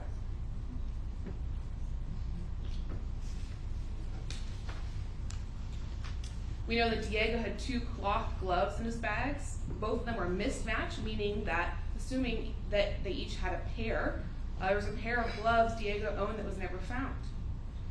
But while we're talking about gloves, I want to talk about the black gloves that were found in the apartment. We know that they were disposable kitchen gloves, and unfortunately we don't know where they came from because the officers didn't track the investigation that far back. However, Rose Bailey said that they did not come from Utaje, the sushi place where Jose and she worked. They did not come from the place that Jose Ibarra had access to. What we cannot rule out is the Bolton Dining Commons, the UGA dining facility where Diego worked. Why is that important? Because bringing the gloves home shows a step of premeditation. Who had access to do that? Diego.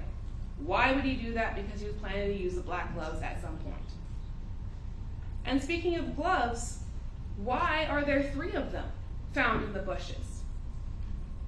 Jose has 2 hands, like everybody else, but there are 3 gloves, and they test all 3 and found presumptive blood on all 3 of them. What that suggests is that there were multiple pairs of hands wearing those gloves. Now, they did enter video evidence of Diego clocking in at work, but that video is not an alibi for Diego because his commute to work was only 10 minutes, and his clock-in time on February 22nd is 3:57, which is 6 hours after the murder. If anything, Diego's work schedule makes him more suspicious because the bus stop that he regularly takes to work is the one featured in the surveillance video near Saraswati's apartment. It is the same bus stop that the officer said they reviewed and never saw Diego. And we know that they should have seen Diego because he took that bus stop to get to work that day, which means the detectives never saw him because they missed him at least once, possibly more than once.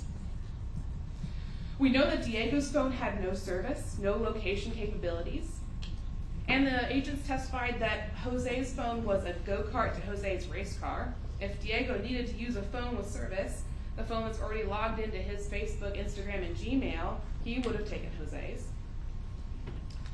The state argued that Diego didn't act suspicious. Neither did Jose. Both of them complied with police commands. Both of them answered questions and were talking, laughing outside the apartment.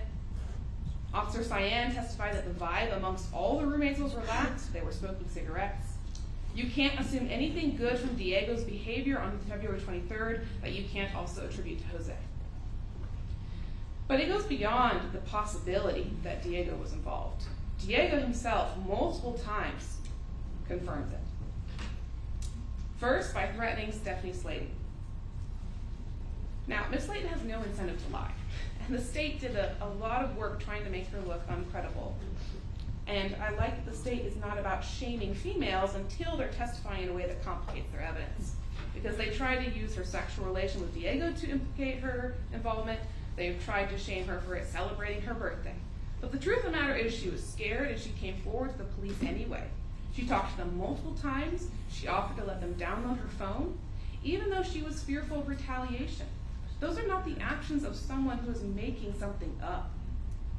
In the context of that conversation that Slayton was talking about, she tells Diego, I know you're in that area a lot. You must have seen something. You should tell the police.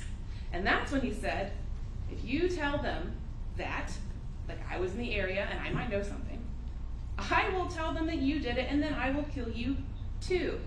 Why is the two important? Because it's implying that he has already killed before. But Slayton is not the only one who has heard statements from Diego that implicate his involvement. Your Honor is aware that there are inmates who have heard Diego say that he was wearing the blue jacket on the day of the murder, that Jose threw it away in the dumpster, presumably for him. He told them that Jose didn't do it, and the police weren't looking carefully enough at the evidence. He put himself on the scene and told those inmates that he saw Laken Riley's body. Your Honor, it's obviously going to be thinking, well, how did Diego then not show up in the DNA evidence? He might have. We know that there were multiple male profiles on the straw. They said it couldn't be a blood relative because of a YSTR straw, but we know that Diego was not a YSTR comparison from the fingernails. So that could have been Diego on there. And as Ms. Hinkle said, the absence of Diego's evidence is not evidence of Diego's absence from this case. Some of the minor profiles on the gloves and the hat were not identified. And the true allele ratios that the state relies on said that the DNA was more likely to be Diego's than Arhannes'. Another theory of the case that is not excluded by the state's evidence is that Jose was an accomplice after the fact of the murder. Maybe it was him throwing away the jacket, as Diego said. Maybe he was covering up for his brother. Maybe one of the two men in the area went to the dumpster and one went to the retainment pond at 946, which is where Joseph Clementi saw somebody standing. Maybe one of them dumped clothes in a dumpster behind the apartments, and maybe one dumped clothes in the woods, where Officer Krischer found clothes exactly in that area that were not tested because they didn't fit the simplistic narrative of the state. Maybe there were two men involved in covering up Laken Riley's body, which is why there were 3 gloves recovered in the bushes. 2 people wearing 2 gloves, and we just don't know what happened to the 4th. To explain why there are 2 rocks in this case. We know that Jose was looking for Diego on the morning of February 22nd, because Agent Hipkiss testified that at 2:30 in the morning, there's a missed call from Jose to Diego. So there is some evidence that he was looking for Diego. The Spanish phrase in the 911 call could be Yo Tango, but it could also be the name Diego. That could be Jose saying his brother's name. Under that theory, of course, Jose would be guilty of tampering, but that theory does not prove that he was present or involved in the murder of Laken Riley. I want to speak last about 2 specific charges, aggravated assault with intent to rape and the peeping Tom charge. Their basis for concluding that the aggravated assault was intent to rape was the state of the clothes and the markings on her body. But Maxwell, the officer who found Laken Riley, testified that the area where he found Laken had vines and thorns. He testified about those catching on his uniform as he walked around looking for her. And they also, so it could have been that she was cut up by the vegetation in the area. We know that she unfortunately was dragged at some point because the scene where the blood is separate from where her body was found. So the scratches could have come from her being dragged to another area. And we also know it's unlikely to have been the scratches of her assailant from the fingernails, if that assailant was Jose, because when Daniela Stewart went to take his fingernail clippings the day after the murder, they were too short to take any clippings without having cut into the quick and being very painful. So it's unlikely to have been Jose's fingernails that caused those scratches. We also know that she had bloody marks on her ankles that didn't correspond to the wound, which suggests that somebody with bloody hands grabbed her ankles and used that to move her. And that could explain how her clothes were pulled up in that dragging position. We know that there was a struggle. We know that Miss Riley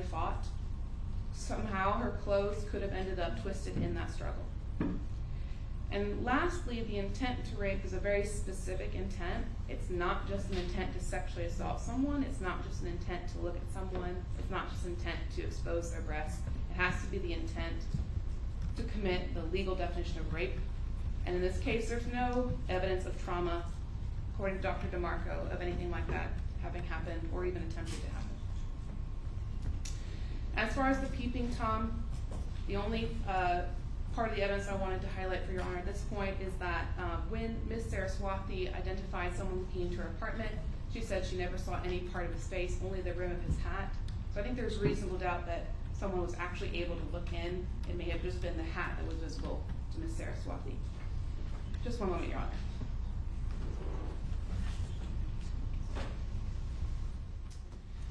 Evidence that is subject to more than one interpretation is not proof beyond reasonable doubt. I would remind Your Honor that even if you think the alternative theories of the evidence are less likely, but they present any reasonable doubt, you would still be required to find Mr. Ibarra not guilty. We ask that Your Honor apply the exacting standard of the law to these facts and find Jose Ibarra not guilty. Thank you. Ms. Ross? So what we just heard really is magic pixie dust defense. It is not reasonable, it is not supported by any evidence, and it is desperate. And it is a combination of a break with reality and mischaracterization of the evidence. And I can just give you a few examples. They did not report, the GBI did not report that someone else's DNA who used to work at the crime lab was in any of these items of evidence. That was not the testimony at all. The testimony is that they have a validation for true allele, and if any amount was a 4% contributor or falls below their threshold, those are not reliable results, which is how they compensate for the known error rate of true allele. The GBI will not report results below the known error rate of true allele.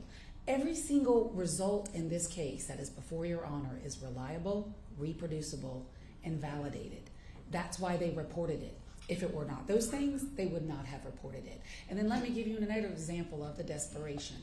Well, the straw could be Diego's. No, it can't. It wasn't a YSTR result with the straw. It was a true allele result.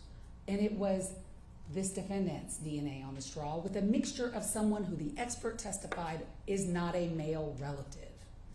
He could not be on that straw. So what we have heard is truly a mix between mischaracterization of the evidence and the magic pixie dust defense. There is no reasonable explanation for all of this evidence other than he is guilty of every single count in this indictment. And the you should acquit him because Tejasvi only saw the rim of the hat. That completely ignores that there is a head on the hat. That is desperate. And she said herself, he peeped. I see him peeping in my window in the body cam video. He is guilty of that, which shows his state of mind. And her aggravated assault intent to rape truly is what I thought it would be, which is he killed her, but he didn't try to rape her. Her underwear is torn.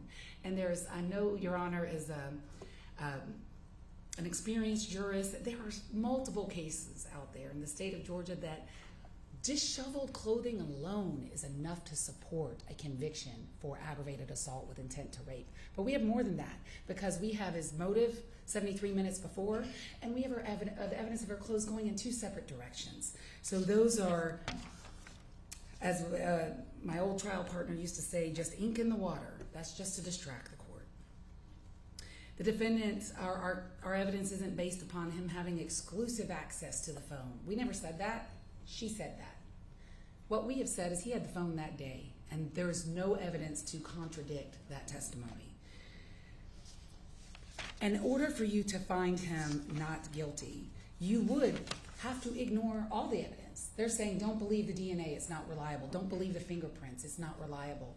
And by the way, Tim Stewart covered in the the Daubert fingerprint hearing that it is not unusual to not get an APHIS hit, but still do a hand-to-hand comparison and have a match. And his results, if you're at least bit skeptical about them, and you shouldn't be based on his experience and his training and the methodology and the board that he created and how he explained how he got there, were blind peer reviewed by another completely different examiner who came to the same conclusion. This is reliable evidence. This is reliable forensic evidence. And then they're like, oh, well, don't believe the digital evidence because you can't believe that either. There's no reason for you not to believe all the evidence in this case that's been put before you. And when you look at all of it together, it has only one reasonable explanation, is that he is guilty of everything in this indictment. And for the past week, Miss Jackson and I have been fighting for Laken Riley every day in this courtroom. We're done. Our work is done. And we turn this case over to you to make a decision on all of this evidence in this case. And we are asking you, in your decision, to render a verdict that speaks the truth about what happened that day, on the 22nd day of February, 2024, when this man took the life of an innocent woman, just going about her business, living her best life for no reason. It's senseless, and only you can end it. We're asking you to find him guilty of every single count in this indictment, to bring justice to Laken, her family, her friends, Tejaswi, and your entire community here in Athens. Thank you, Your Honor.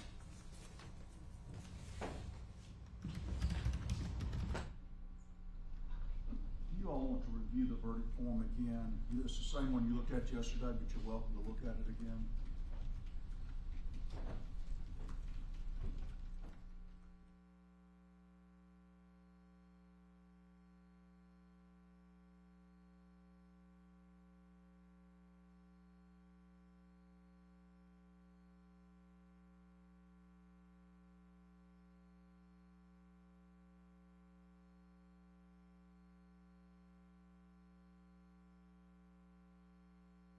We'll take a 15-minute recess.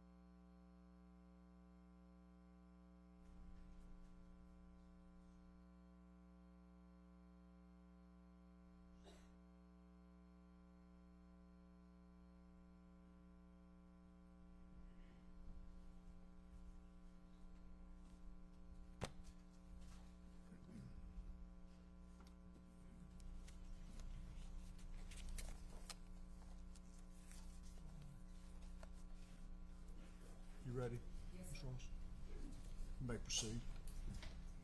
For sentencing, we would first like to present victim impact testimony to His Honor, and then I will proceed with talking about merger or issues like that in the sense that the state would be seeking. But I'm going to go at this time and call the witnesses up who wish to be heard for victim impact.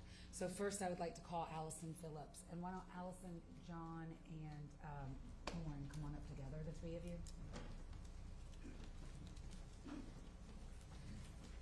And defense counsel has agreed that there's no need to swear the witnesses for the statement. If you could come over here, Ms. Phillips. So before the court, Your Honor, first will be Allison Phillips, and she's Laken's mom. Behind her is her husband and Laken's stepfather, John Phillips, and then their daughter, Laken's sister, Lauren.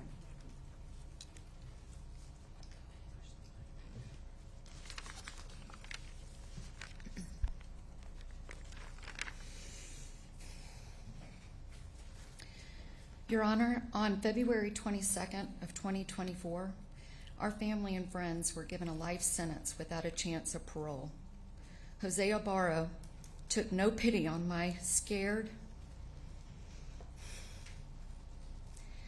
panicked, and struggling child. There is no end to the pain, suffering, and loss that we have experienced or will continue to endure. On that horrific day,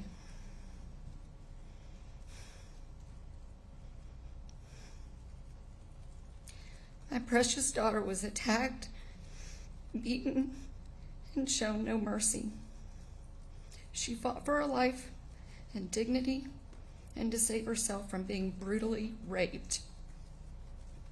This sick, twisted, and evil coward showed no regard for Laken or human life. We are asking that same be done to him. Laken had a beautiful and bright future. She was smart, hardworking, kind, thoughtful, and most importantly, she was a child of God. She had a personal relationship with Jesus, and she loved being the hands and feet of his hands and feet in this world. She shared her love for our Lord with others through her mission trips, working with elderly at the nursing homes, and through her nursing career. Laken was an amazing friend, sister, niece, daughter, and granddaughter.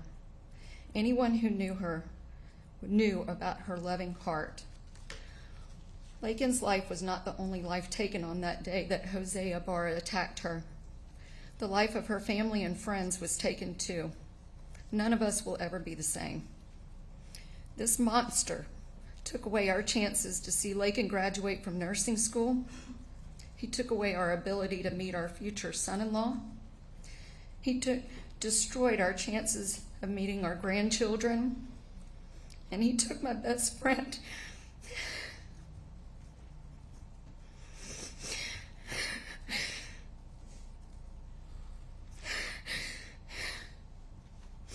He ripped away every beautiful memory we will ever be able to make with her again. This horrific individual robbed us all of our hopes and dreams for Laken.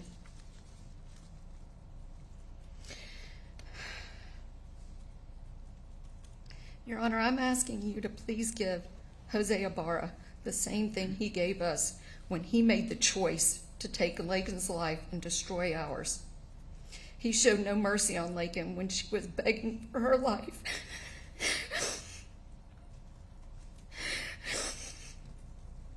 There's no end to the pain and suffering that he inflicted on our family and our friends. I'm asking you to please give this monster life without any chance of parole so that he never gets the chance to hurt anyone else ever again.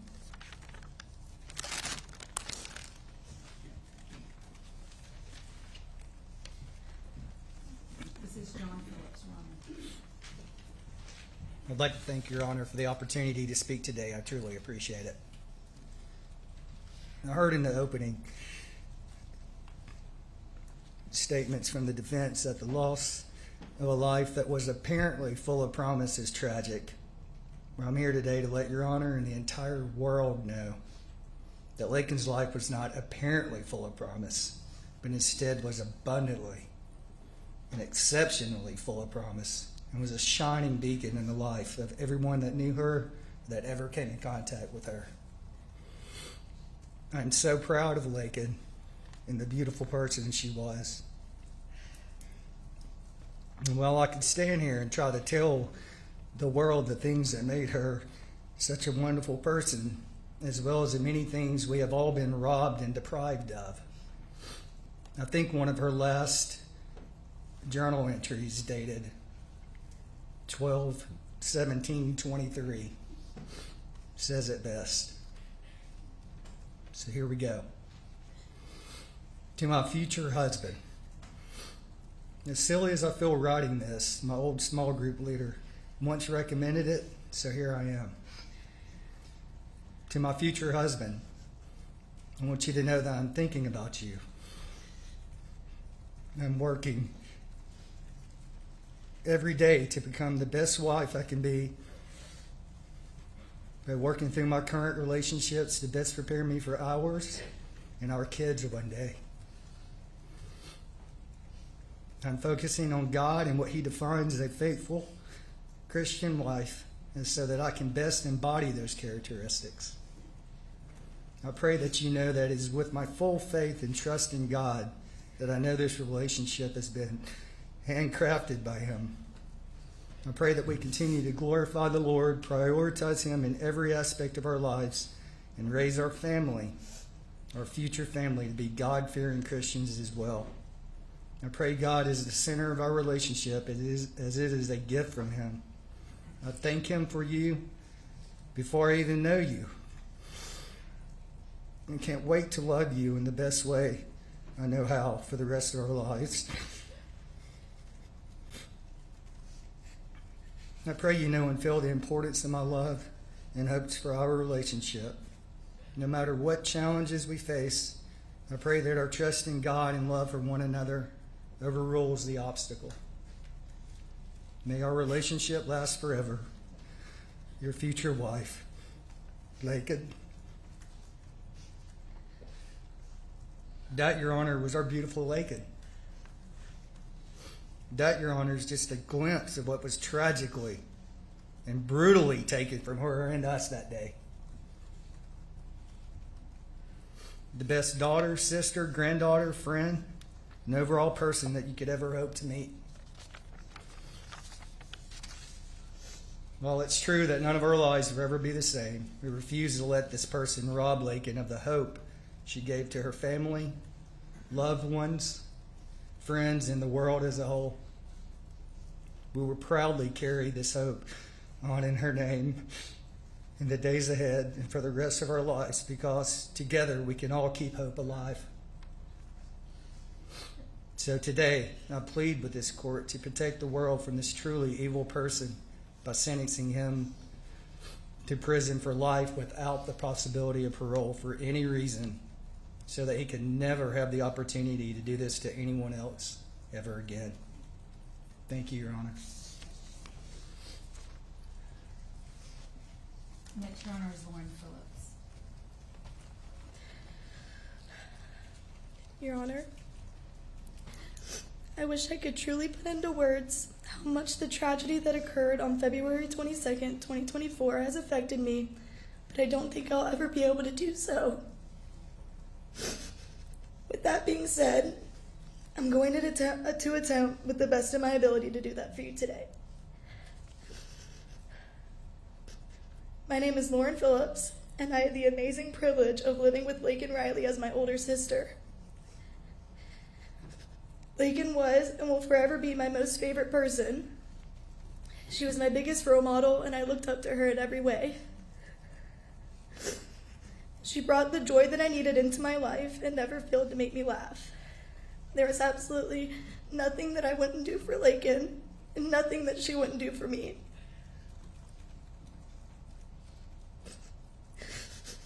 Laken was my biggest protector, and I always had this sense of comfort and safety in her presence. We have been inseparable ever since the moment I was born, and I've been lost ever since she was senselessly stripped from our lives by Jose Antonio Ibarra. I now have this hole in my heart and in my life that I know will never be filled.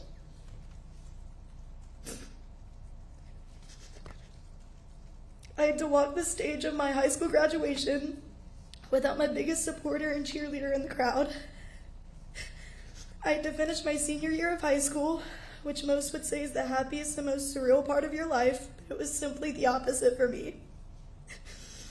I had to turn 18 and become an adult without the one person I looked up to there by my side.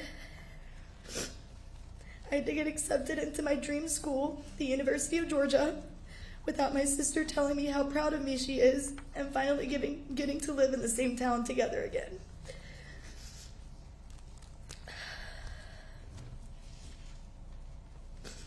I now have the burden of dealing with the fact that my best friend and sister will never come home again.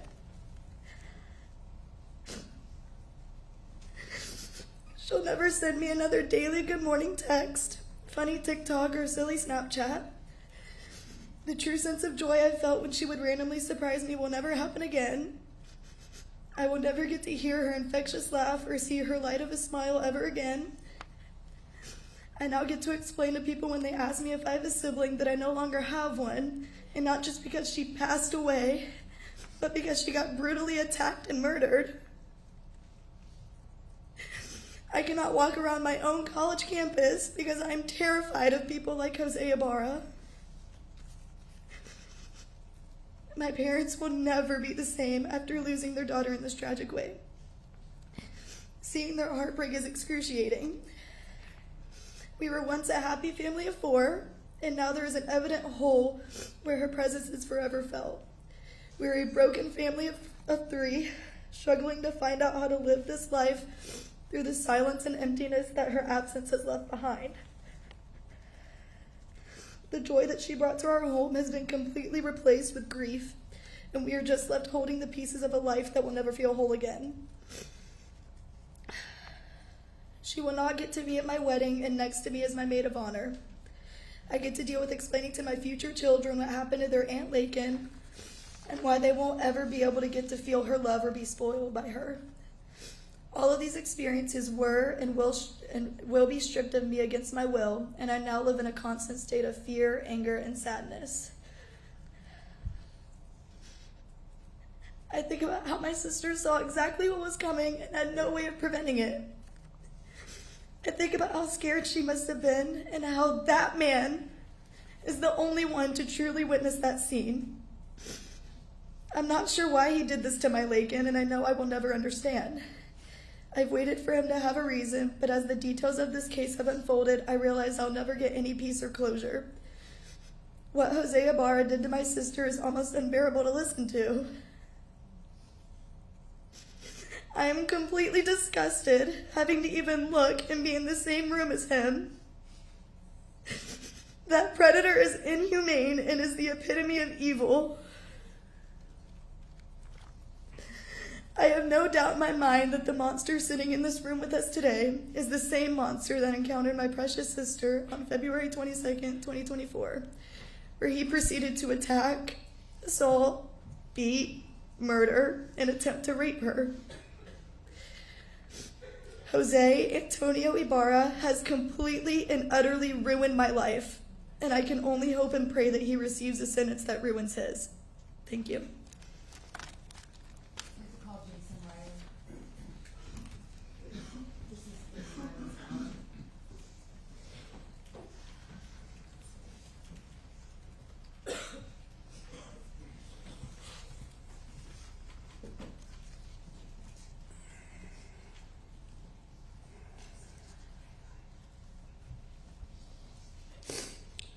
Your Honor, I stand here today as a grieving father whose heart was shattered in ways I never thought possible.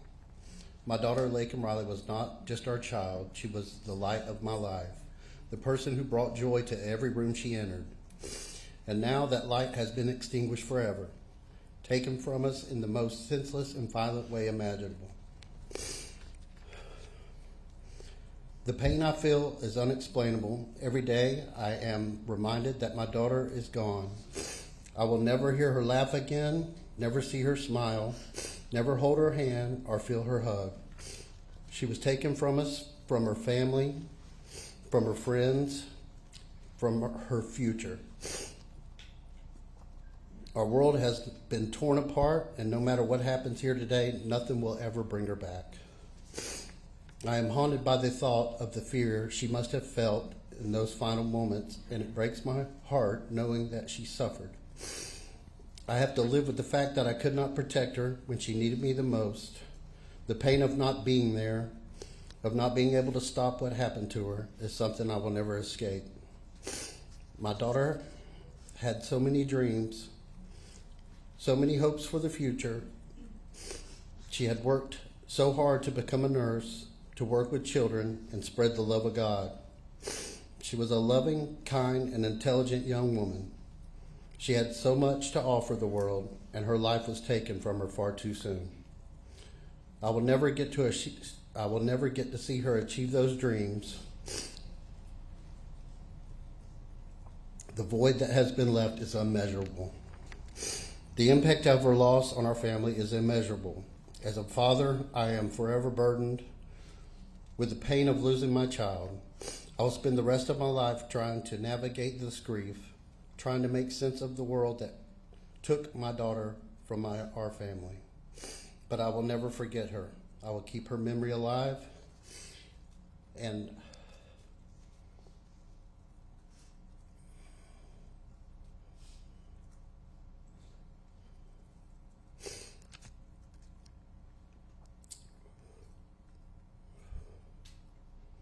I hope justice is served for her, not only because I'm her father, but because she deserves it. I ask that you consider this life that was taken, the pain that has been caused, and the lasting effects of this tragedy on everyone who loved our amazing daughter, Laken Hope Riley. Thank you. Lily Steiner, Sophia Magana, Connolly.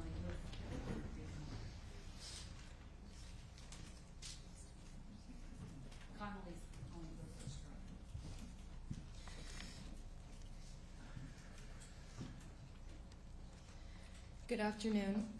As I stated in my testimony, my name is Connolly Huth. Laken Riley was my roommate for 2 years, my devoted and loyal running partner for 2 years, and my best friend forever.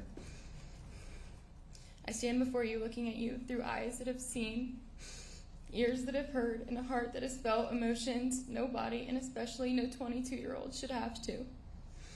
On February 21st, my life was complete. I woke up on February 21st at 7:30 a.m., walked out of my bedroom door to streamers hung outside of my bedroom from the top of the door frame to the floor, balloons blown, decorations taped, and gifts presented precisely on my kitchen island. Laken did it. It was my 22nd birthday.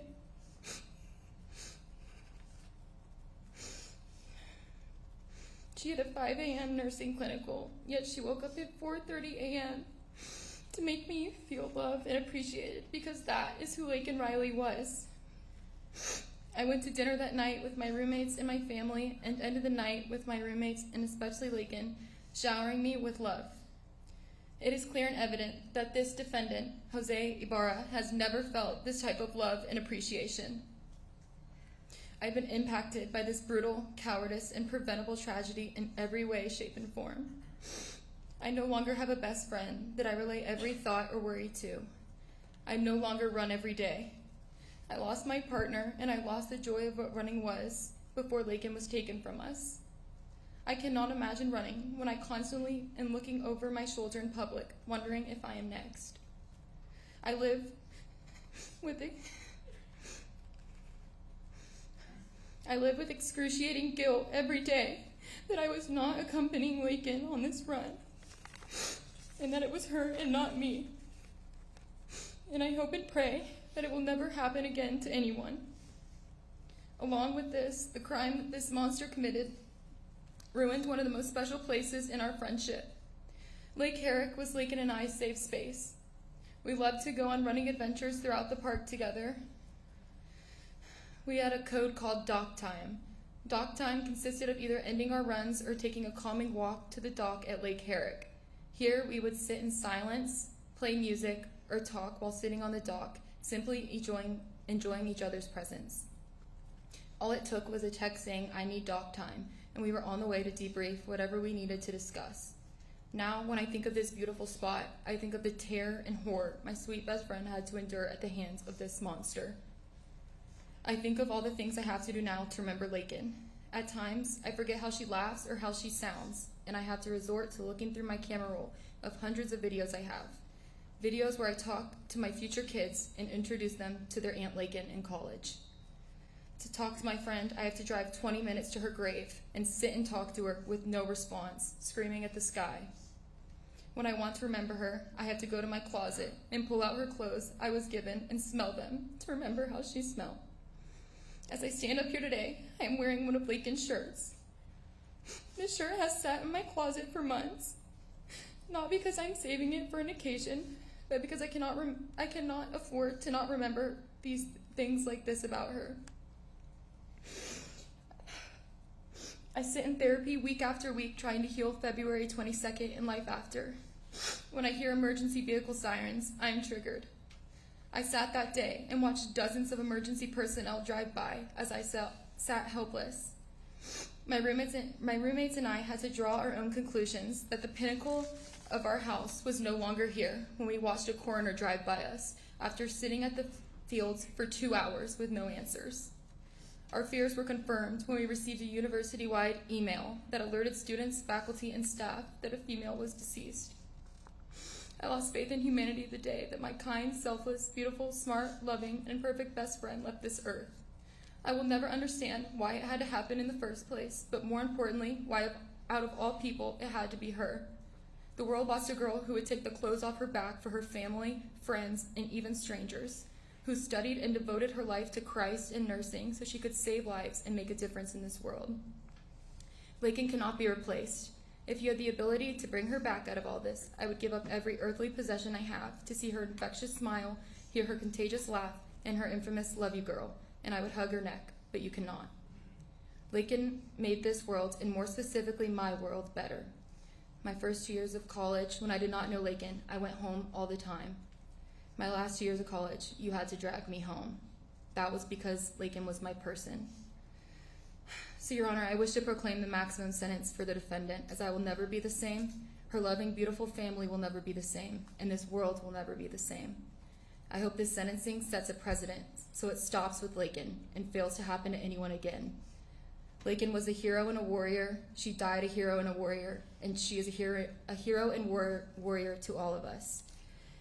Laken was my source of light, joy, and unwavering happiness. So when her life was taken, so was the part of me that knew how to truly feel those things again. Thank you, Your Honor. Lily Steiner,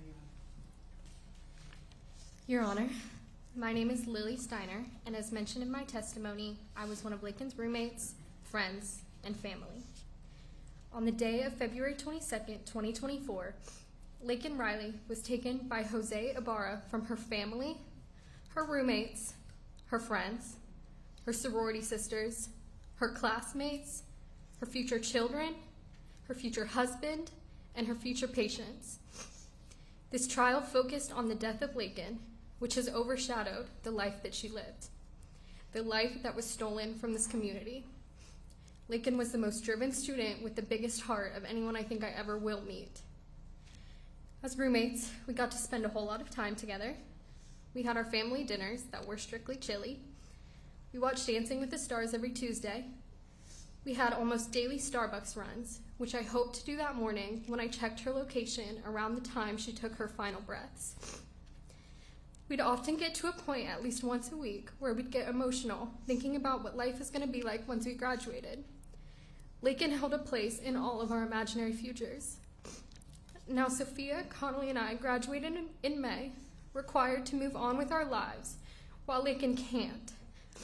We have the privilege to get jobs and move to an exciting new city to experience post-grad life, but Laken doesn't. I'm currently working as a medical assistant, waking up every day dreading that I won't get a text from her to make my day better. I'm striving to work in the medical field, but I know I could never be half the healthcare worker that Laken would have been and that the world was deprived of. While living together, we often would play outside of our house in the middle of the street, specifically Foursquare, listening to a playlist I made called Playtime with My Family. Our home was such a special place to us, one that was tainted. Athens has never been the same, nor will it ever be. Shortly after Laken's death, I had to come back to UGA to finish my classes without Laken and without the safe space that we built together, and it was awful. Every time I wanted to go somewhere, I had to drive by the apartments that provided a roof over his head while he got to rip away ours.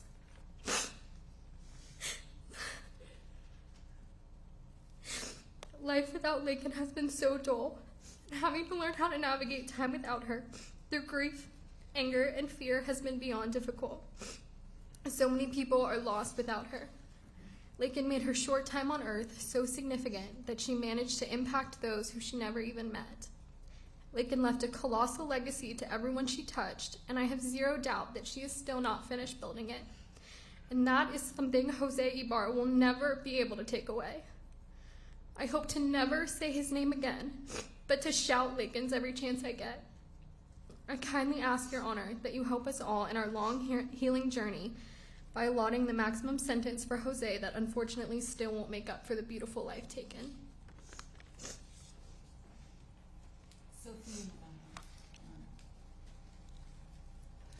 Your Honor, my name is Sophia Magana. I'm Laken Riley's roommate of 3 years. I stand before you today with a heart full of grief, sadness, and an overwhelming sense of loss of my best friend. Laken wasn't just my best friend. She was my roommate, my sorority sister, and above all, she was my chosen family. The joy and kindness Laken brought into my life every single day can never fully be put into words. We confided in each other, supported each other through life's challenges, and celebrated our joys together.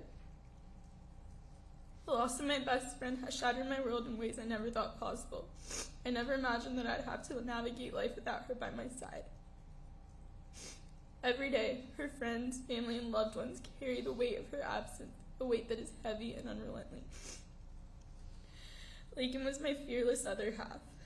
As someone who's reserved and awkward, Laken was always there to nudge me to step out of my comfort zone. She would pull me onto the dance floor and encourage me to try new things and remind me to live life to the fullest. I trusted her completely, and I always knew she was there for me as I was for her. Those small, precious pieces of life that we once took for granted are now reminders of what I've lost. Laken taught so many people in her life invaluable lessons. She showed me how to find joy in every moment, how to embrace life with an open heart, and how to dance in a crowded room without caring what anyone else thought. These lessons will stay with me forever. Laken was not just my best friend. She was a devoted daughter, a loving sister, and a cherished friend to so many. She was an exceptional student with a bright future ahead of her, destined to become a nurse who would touch countless lives with her compassion and care. I miss hearing her laugh, seeing her smile, and hearing her voice, all of which brought warmth and light to all those around her. Now we are forced to confront an unthinkable reality. We will never again hear the joy of her laughter, feel the warmth of her smile, or find peace in the sound of her voice. The loss of Laken has left a hole in our hearts that can never be filled. The monster who took Laken's life has clearly never known love, like the love Laken showed everyone in her life. Love that was boundless. Love that was a testament to the amazing person she was. Jose Ibarra brutally attacked Laken. And now spaces that were once filled with joy and peace are places I fear for my safety. I now live my life in a fear, constantly looking over my shoulder with the new reality that the unexpected can happen. A world Laken taught me to embrace is now a world I feel unsafe in. Every day I put on a brave face as I step into my classroom, ready to teach and support my students. I mask my emotions and fears to shield them from the harsh realities of the world, preserving their sense of security and innocence in the world. Yet inside, I'm struggling, holding back tears until I can slip away to the bathroom or wait for the school day to end so I can finally let my true emotions surface beyond those four walls. February 22nd, 2024 is a day I will never forget. It is a day Jose Ibarra chose to commit an unthinkable act of murder Laken. He took from this world somebody who embodied love and light. Jose took my light, my sense of joy, my best friend, and my other half. Losing Laken has left an enormous hole in my life. The world feels quieter, emptier, and far less joyful without her in it. Her absence is felt in every corner of my day-to-day life, and I don't know how to fill the space that she once occupied. But what I do know is this. Laken's legacy of love, kindness, and friendship will live in all of us who knew her. The love she gave so freely will continue to guide me as I navigate this life without her. Jose Antonio Ibarra took Laken's life, and I hope that your verdict ensures that Jose experiences lifelong pain that is only a small glimpse of the pain we will live with daily since the loss of Laken. No punishment will ever truly account for what Jose has done, but it is my hope that justice will honor Laken's memory and the profound impact she had on all of our lives. Thank you. Abby, have a minute.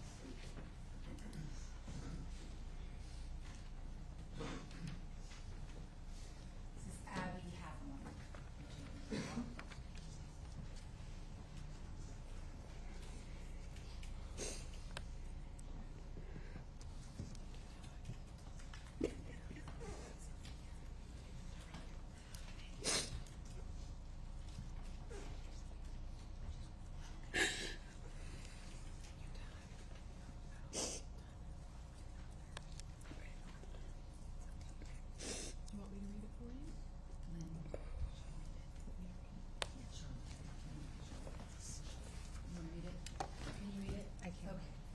So, Your Honor, Ms. Carrie Howell will be reading the statement for Abby. And this is Abby's statement that she prepared, but will be read right here. It was 1:49 p.m. on February 22nd of 2024 that I learned Laken was missing. I immediately text her, "Laken, where are you? Why are people saying you're missing?"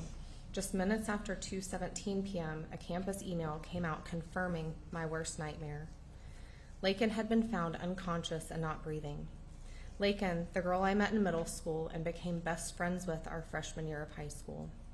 The girl I couldn't imagine being far away from when it came time for college, so we both decided to attend the University of Georgia together. The girl who stuck by me and got me through some of my toughest times in life, as well as accompanied me during some of my best. The loss of her is something I will never be able to come to terms with. I will never be able to come to terms with the fact that I was sitting in class just down the road, going about my day, the morning this horrific event was taking place. I will never not think about the last time I saw her, the pink sweatshirt she was wearing, and the last words she ever said to me. I will never not think about all the things I would have said had I known it would be my last time seeing her and talking to her. Myself, everyone up here, and the world has lost such a special person. Laken was intelligent, patient, loyal, driven, and kind. Her pureness and love for the Lord were evident and shined through her in a way unlike anyone I have ever met before. She is in a better place, but it is not fair that the rest of us still here on earth have to suffer because of this individual's actions. Because of this individual, some of my happiest days, such as the day I get married and have kids, will be forever accompanied by a feeling of grief, a sadness that Laken will not be there with me to experience them. Because of this individual, I have so many fun memories, but no one here to share them with.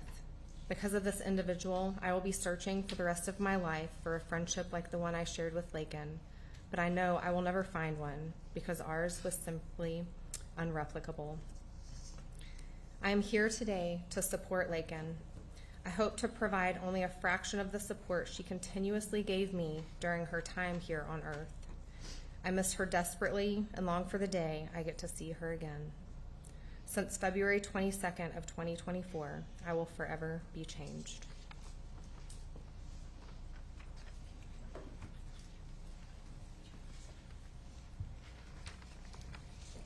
Sophia Palomino. Palomino. Palomino.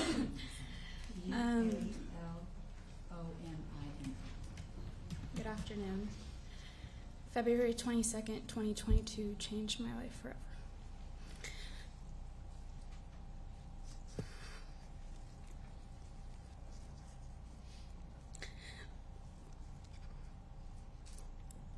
Not being in Athens that day will forever haunt me. Finding out through an email will forever haunt me.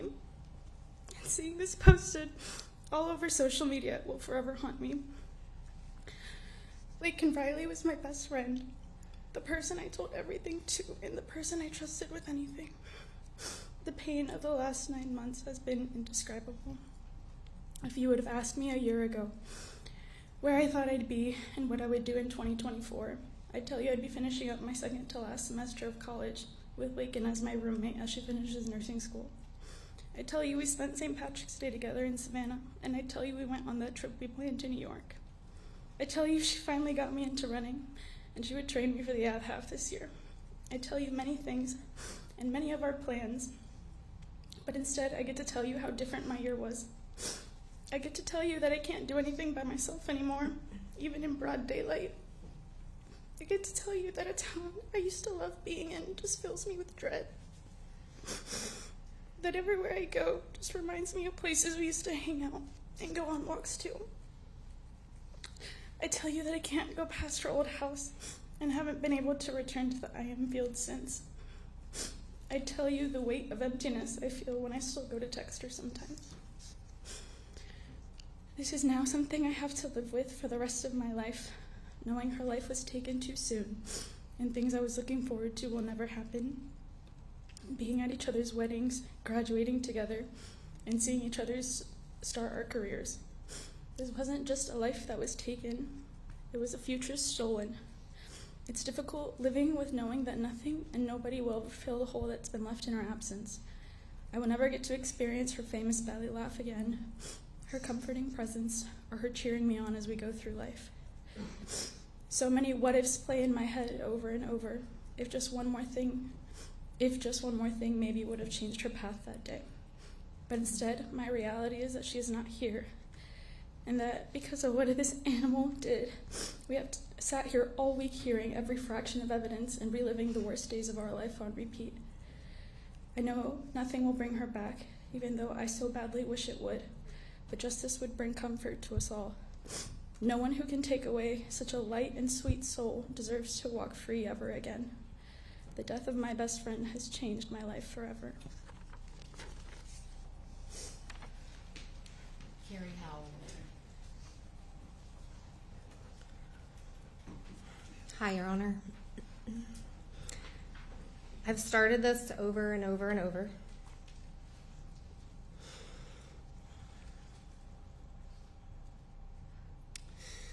Feeling paralyzed in my thoughts.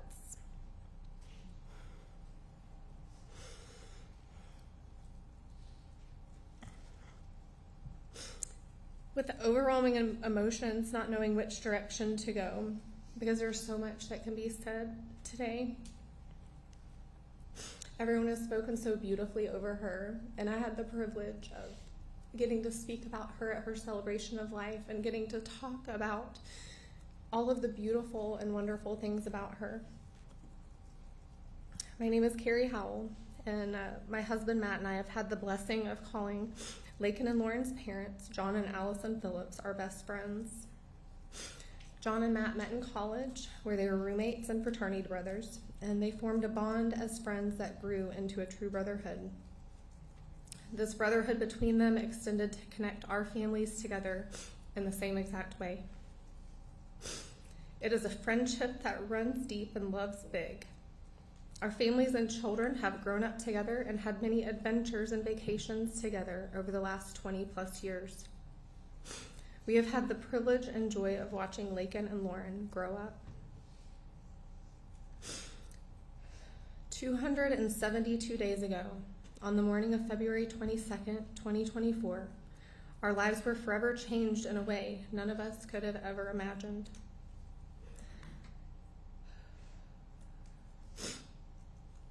The moment I got the call from my husband that Laken had not returned home from her morning run, that no one could get her on the phone, and she was missing, I knew in my heart something horrific had happened to her. I had the worst feeling that she was no longer with us, but I prayed and prayed and prayed as I frantically got ready to make the drive to Athens to be with my friends. I was begging the Lord for her to still be alive, and as terrible as this would be, that she had just been kidnapped and would be found physically unharmed and alive, or that she would be able to escape to safety, and praying she wasn't being trafficked. I was literally praying for her to not be kidnapped. Like, that sounds so crazy.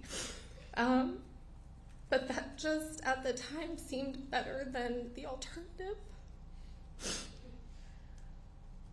I've never prayed for anyone to be kidnapped. I get the calls on my phone, and in fact, I pray for those people to be found and unharmed. Can you imagine your pleading prayers with the Lord being for someone you adore and love to just be kidnapped? That option gave me hope in that moment that she would be brought back to her family alive. I was desperate for my friends.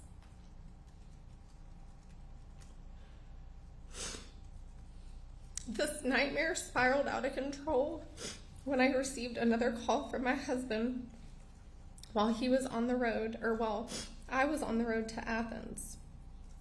John had called my husband, and he said to my husband, "She's with Jesus, brother." That will never leave my memory.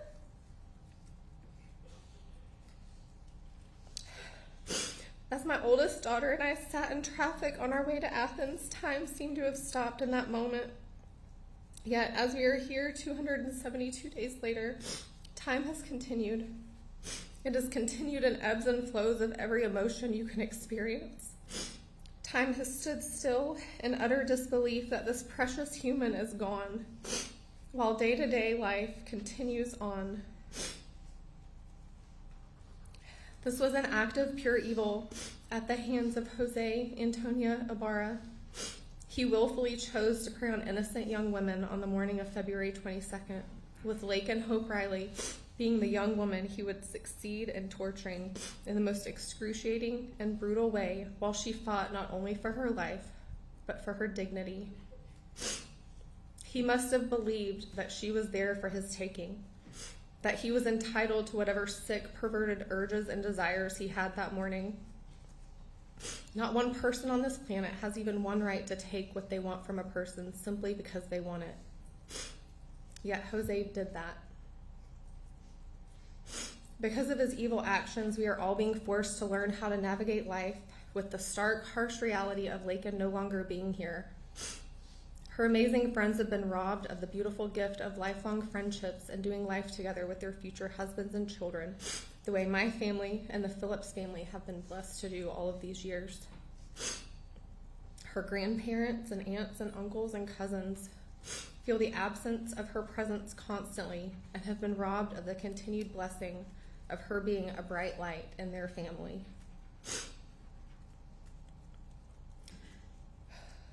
My family and I have journeyed alongside our dear friends as they attempt to navigate and learn how to live a new normal without their oldest daughter.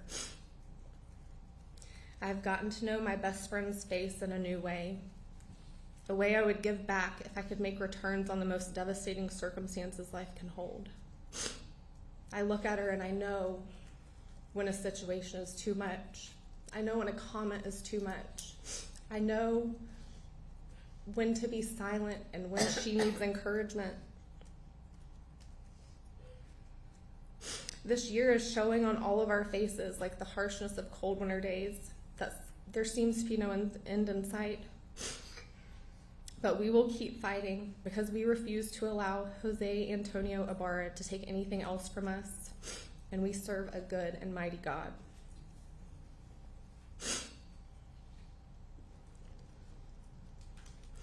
We've already been forced to journey through our annual family vacation without her.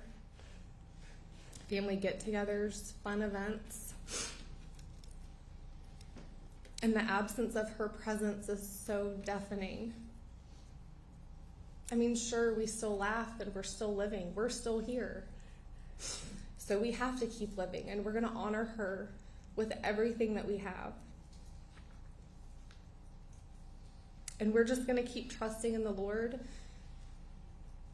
to help our dear friends and sweet Lauren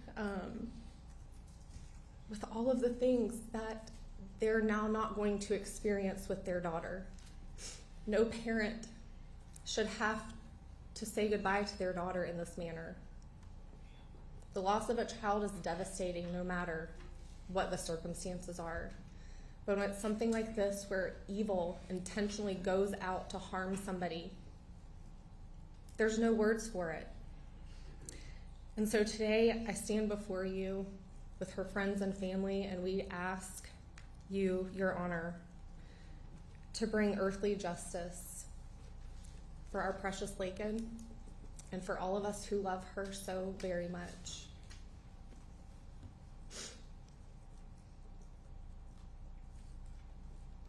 She was truly one of the most precious people that I've ever had the honor of knowing. She exhibited the fruit of the Spirit in the Bible because she truly lived her life for Jesus, as you got to hear John read in her journal entry. That was her. That was a private entry, not for anyone else. And you got to see the type of person that she truly is in her heart. Pure and lovely, and her laugh that everyone has talked about, literally one of all of our favorite things about her. And we never get to hear it again because of him. So we ask, Your Honor, for you to consider in your sentencing for him to not be able to ever be out of prison and for him to spend all of his days there without any possibility of getting out. Thank you. Tell me your name. It is Carrie Howell. Carrie? Yes, sir. And Your Honor, that at this time completes the statements for victim impact evidence from Laken's family and friends. The state would also have a few more items to present for victim impact, and then I'll address the indictment with the court. And one of the things I wanted to share with the court is that a lot of times when we hear victim impact evidence, it is very much so the way that we hear it here in court. Hold on, I'm going to pause this one. But what we have in this case is something that I ran across in my review of the evidence in this case, which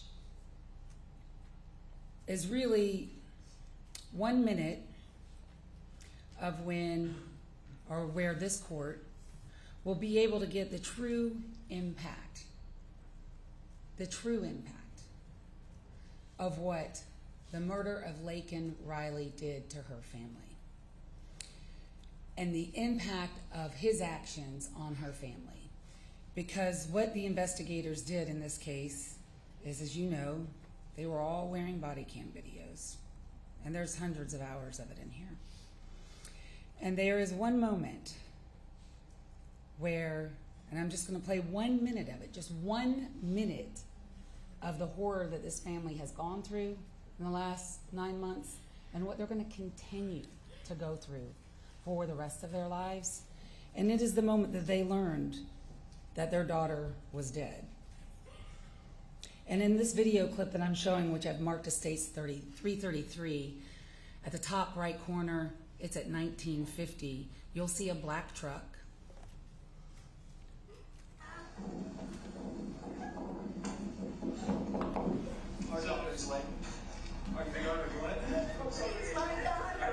Okay, let's step over here.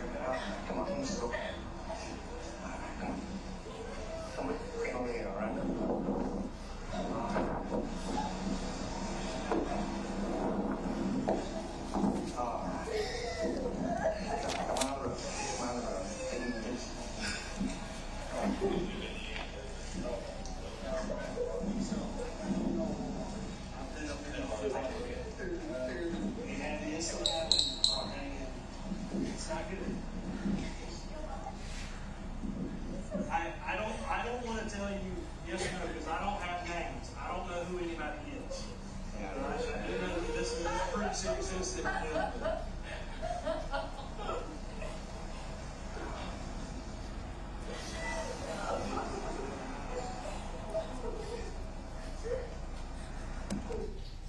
That's what they endured.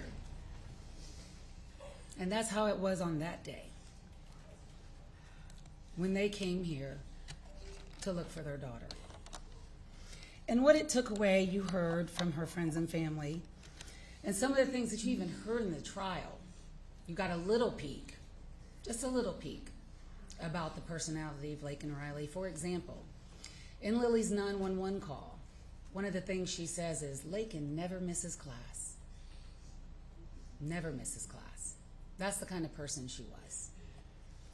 And in our review of all the evidence in this case, some of the things we had to look at were the social media presence of everyone, and there was a lot of digital evidence in this case. And the review of the digital evidence, I want to share with you just some of it, which has been marked State's Exhibit 336, is that Laken was a very joyful and quite silly, playful person. And a lot of that is viewed in her social media.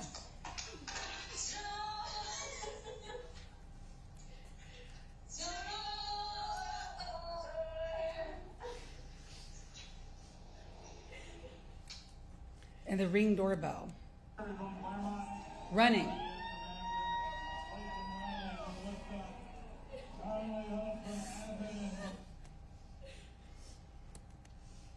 Same race.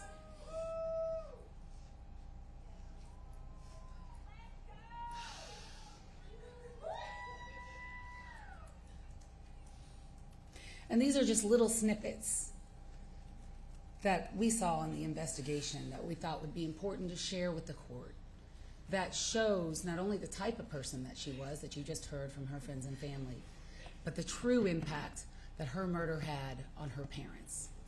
But more than that, one of the things that the court is permitted to consider in victim impact testimony is the impact that her death has on this community.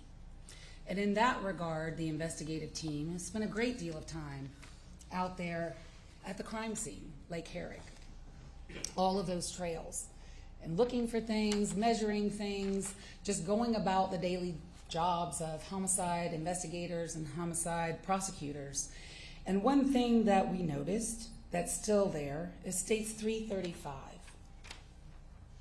It's a mural, a memorial to Laken Riley that is still up there to this day,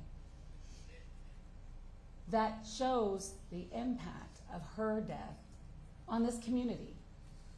And that is something that Your Honor is permitted to consider in deciding what would be an appropriate sentence in this case.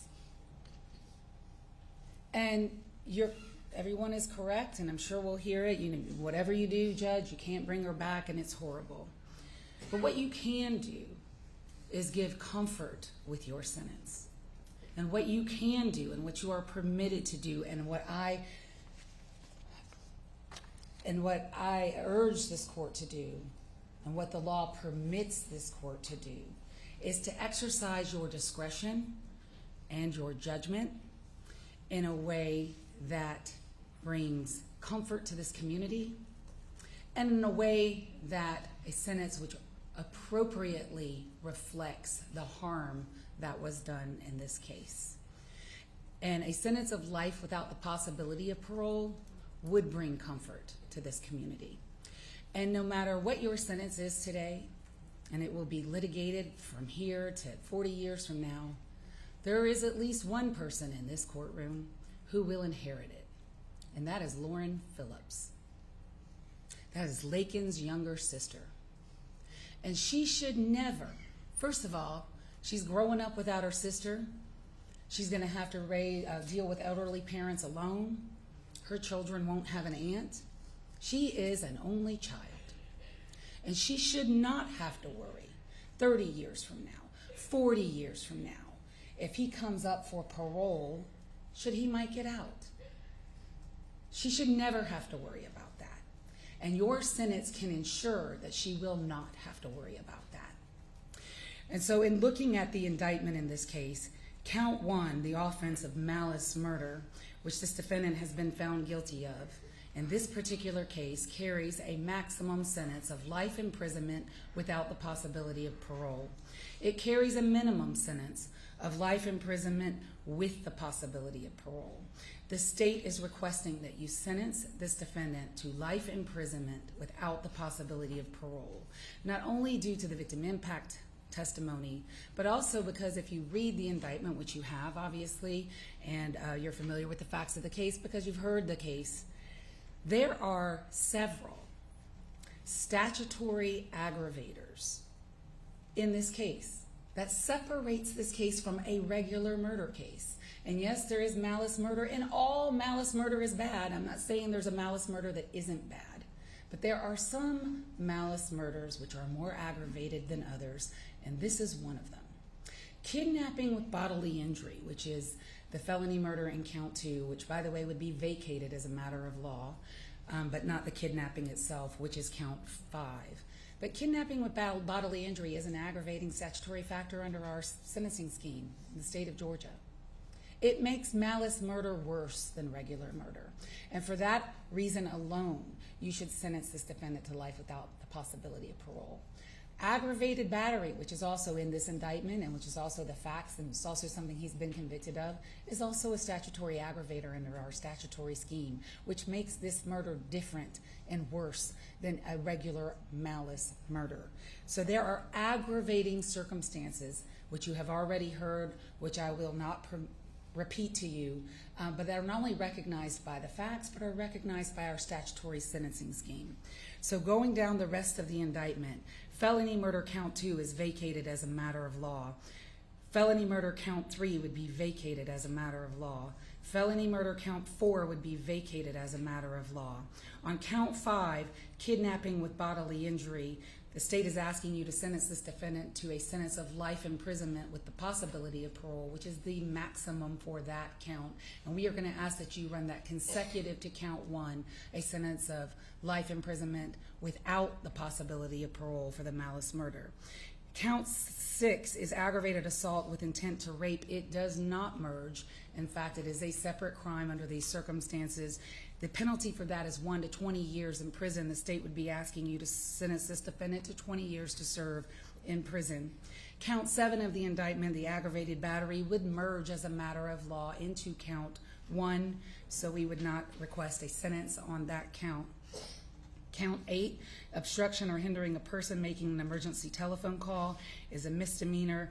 The maximum penalty for that is 12 months to serve in a county jail. We ask that you sentence him to that and run it consecutive to any other sentence that you impose in this case. Count 9, tampering with evidence, the way that it is actually alleged in the indictment and factually it is a misdemeanor. So the maximum for that is 12 months to serve in a county jail. We ask that you sentence him to that and run it consecutive to any other sentence that you impose in this case. And finally, count 10 of the indictment, peeping Tom, is a felony which carries a penalty between 1 to 5 years in prison. We ask that you sentence him to 5 years to serve in prison to run consecutive to count 1. So to sum it up on count, the sentence would be on count 1, life imprisonment without the possibility of parole. Count 5, life imprisonment with the possibility of parole to run consecutive to count 1. Count 6, 20 years to serve to run consecutive. Count 7 will merge. Count 8, 12 months to serve to run consecutive. Count 9, 12 months to serve to run consecutive. And count 10, 5 years to serve to run consecutive. And that is the sentence that the state is requesting.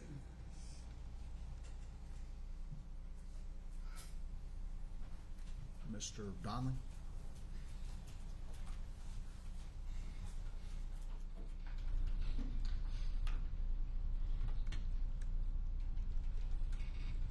Yes, sir.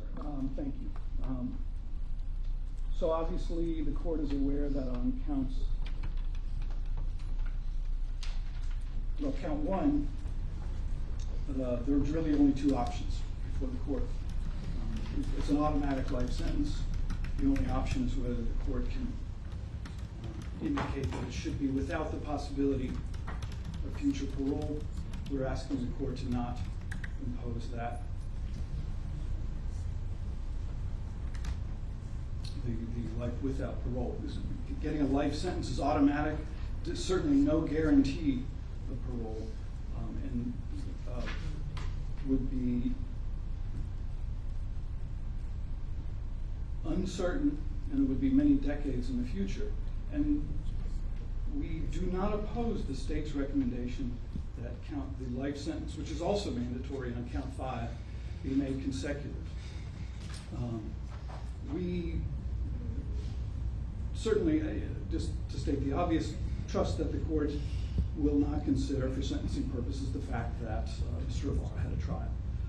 The defense has made every attempt, made every effort to do its job and to pursue this process in a way to respect both the process itself and also to not cause any disrespect toward the feelings of Ms. Riley's loved ones.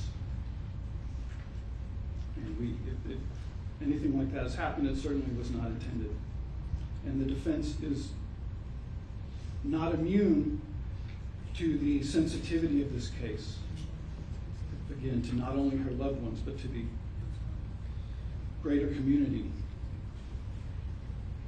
The state's request is not unexpected to us. We anticipated that, and it's certainly understandable. And there is, though, a divide there. The state, while it is understandable the request that they make, the court, there's some separation given here in this process, and the court will be the one to impose it. So our request that you give consecutive life sentences on counts 1 and count 5. We have no position on the remaining counts. We'll send a message that to whatever future custodian of Mr. Ibarra as to the gravity of this crime and the gravity of this situation. That the court has expressed an intention for, it's obviously a legal fiction that he would serve 2 life sentences behind bars, but the law allows that, and it does, it sends that message to the future custodians as to the gravity.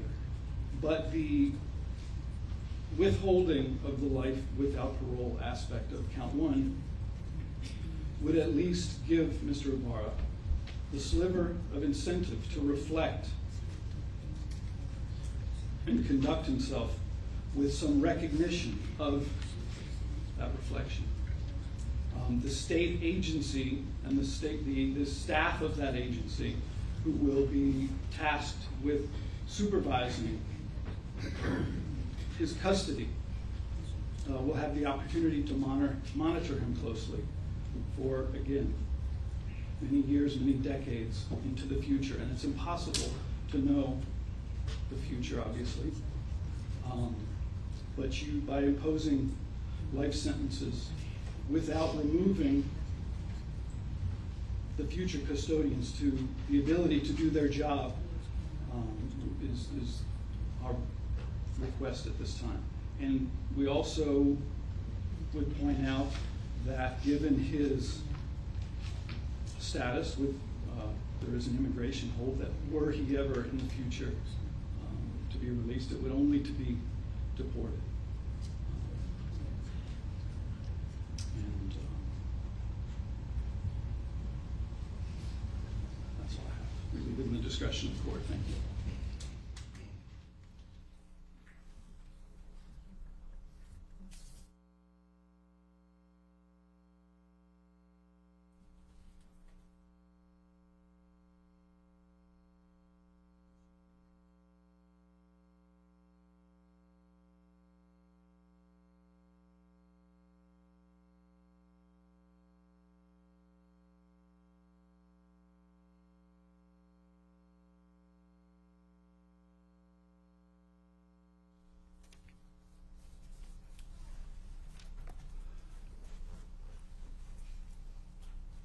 Before I announce the sentence, let me, I just have a couple of thoughts. One is, oftentimes people use the term closure at an event like this, and I acknowledge that there's no such thing as closure. There will not be closure. This is just another stage or event in this tragedy, and that's the way I view that. People mean well by saying that, but it's. I've heard it explained that when you have something like this that impacts one or many, you even have to make a conscious effort to breathe at sometimes, and that just comes on you at any particular, if you just don't know what's going to bring it on you. And you realize that you do make it through the day, but you don't know how you did it.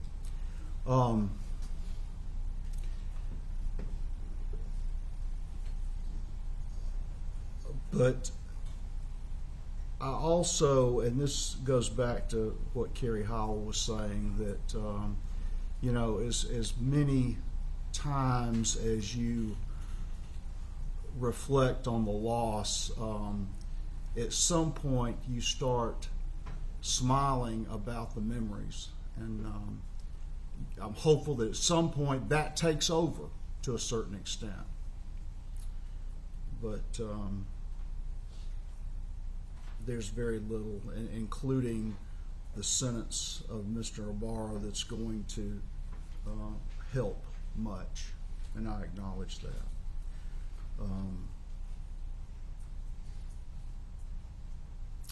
With that, Mr. Ibarra, if you will please stand.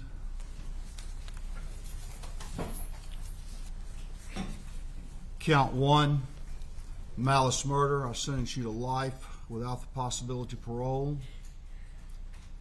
Count 2 will be vacated as a matter of operation of law. Count 3, vacated by operation of law. Count 4, vacated by operation of law. Count 5, life in prison consecutive to count 1. Count 6, 20 years to serve consecutive to count 5. Count 7 will merge with count 1.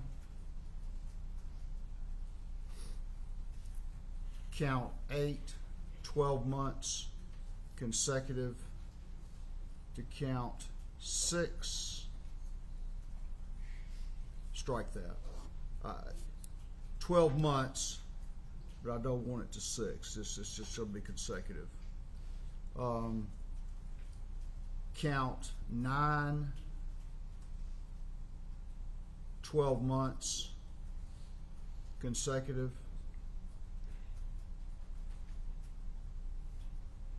Count 10, 5 years consecutive to count 6. So that would mean the misdemeanors would come after the felonies. That will be the sentence. Mr. Ibarra, I will advise you that you have 30 days from today to seek any post-judgment relief in the form of a motion for a new trial or appealing this case directly. If you make a motion for a new trial and that is denied, you have 30 days from that date to file your first appeal, first level of appeal. Court will appoint a lawyer to represent you if you cannot afford one. I'll also advise you that you have 4 years from the date that your conviction becomes final in order to file a habeas corpus petition. Mr. Donnelly, can you tell me, are you all going to be involved in the next stage? That remains to be seen, but my understanding is that we will remain on at the court's appointment until, unless relieved by conflict counsel. All right. And you'll make those We will arrangements? communicate that with Mr. Ibarra and with the court. Okay. Yes, sir. All right. Anything else, Ms. Ross? No, Your Honor. Okay. It's gonna take a little, can we take the? Okay, that'll be fine. Can do that. Everybody remain seated, please.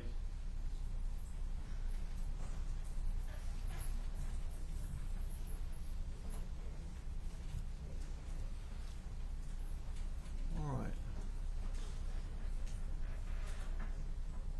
That will conclude the proceedings.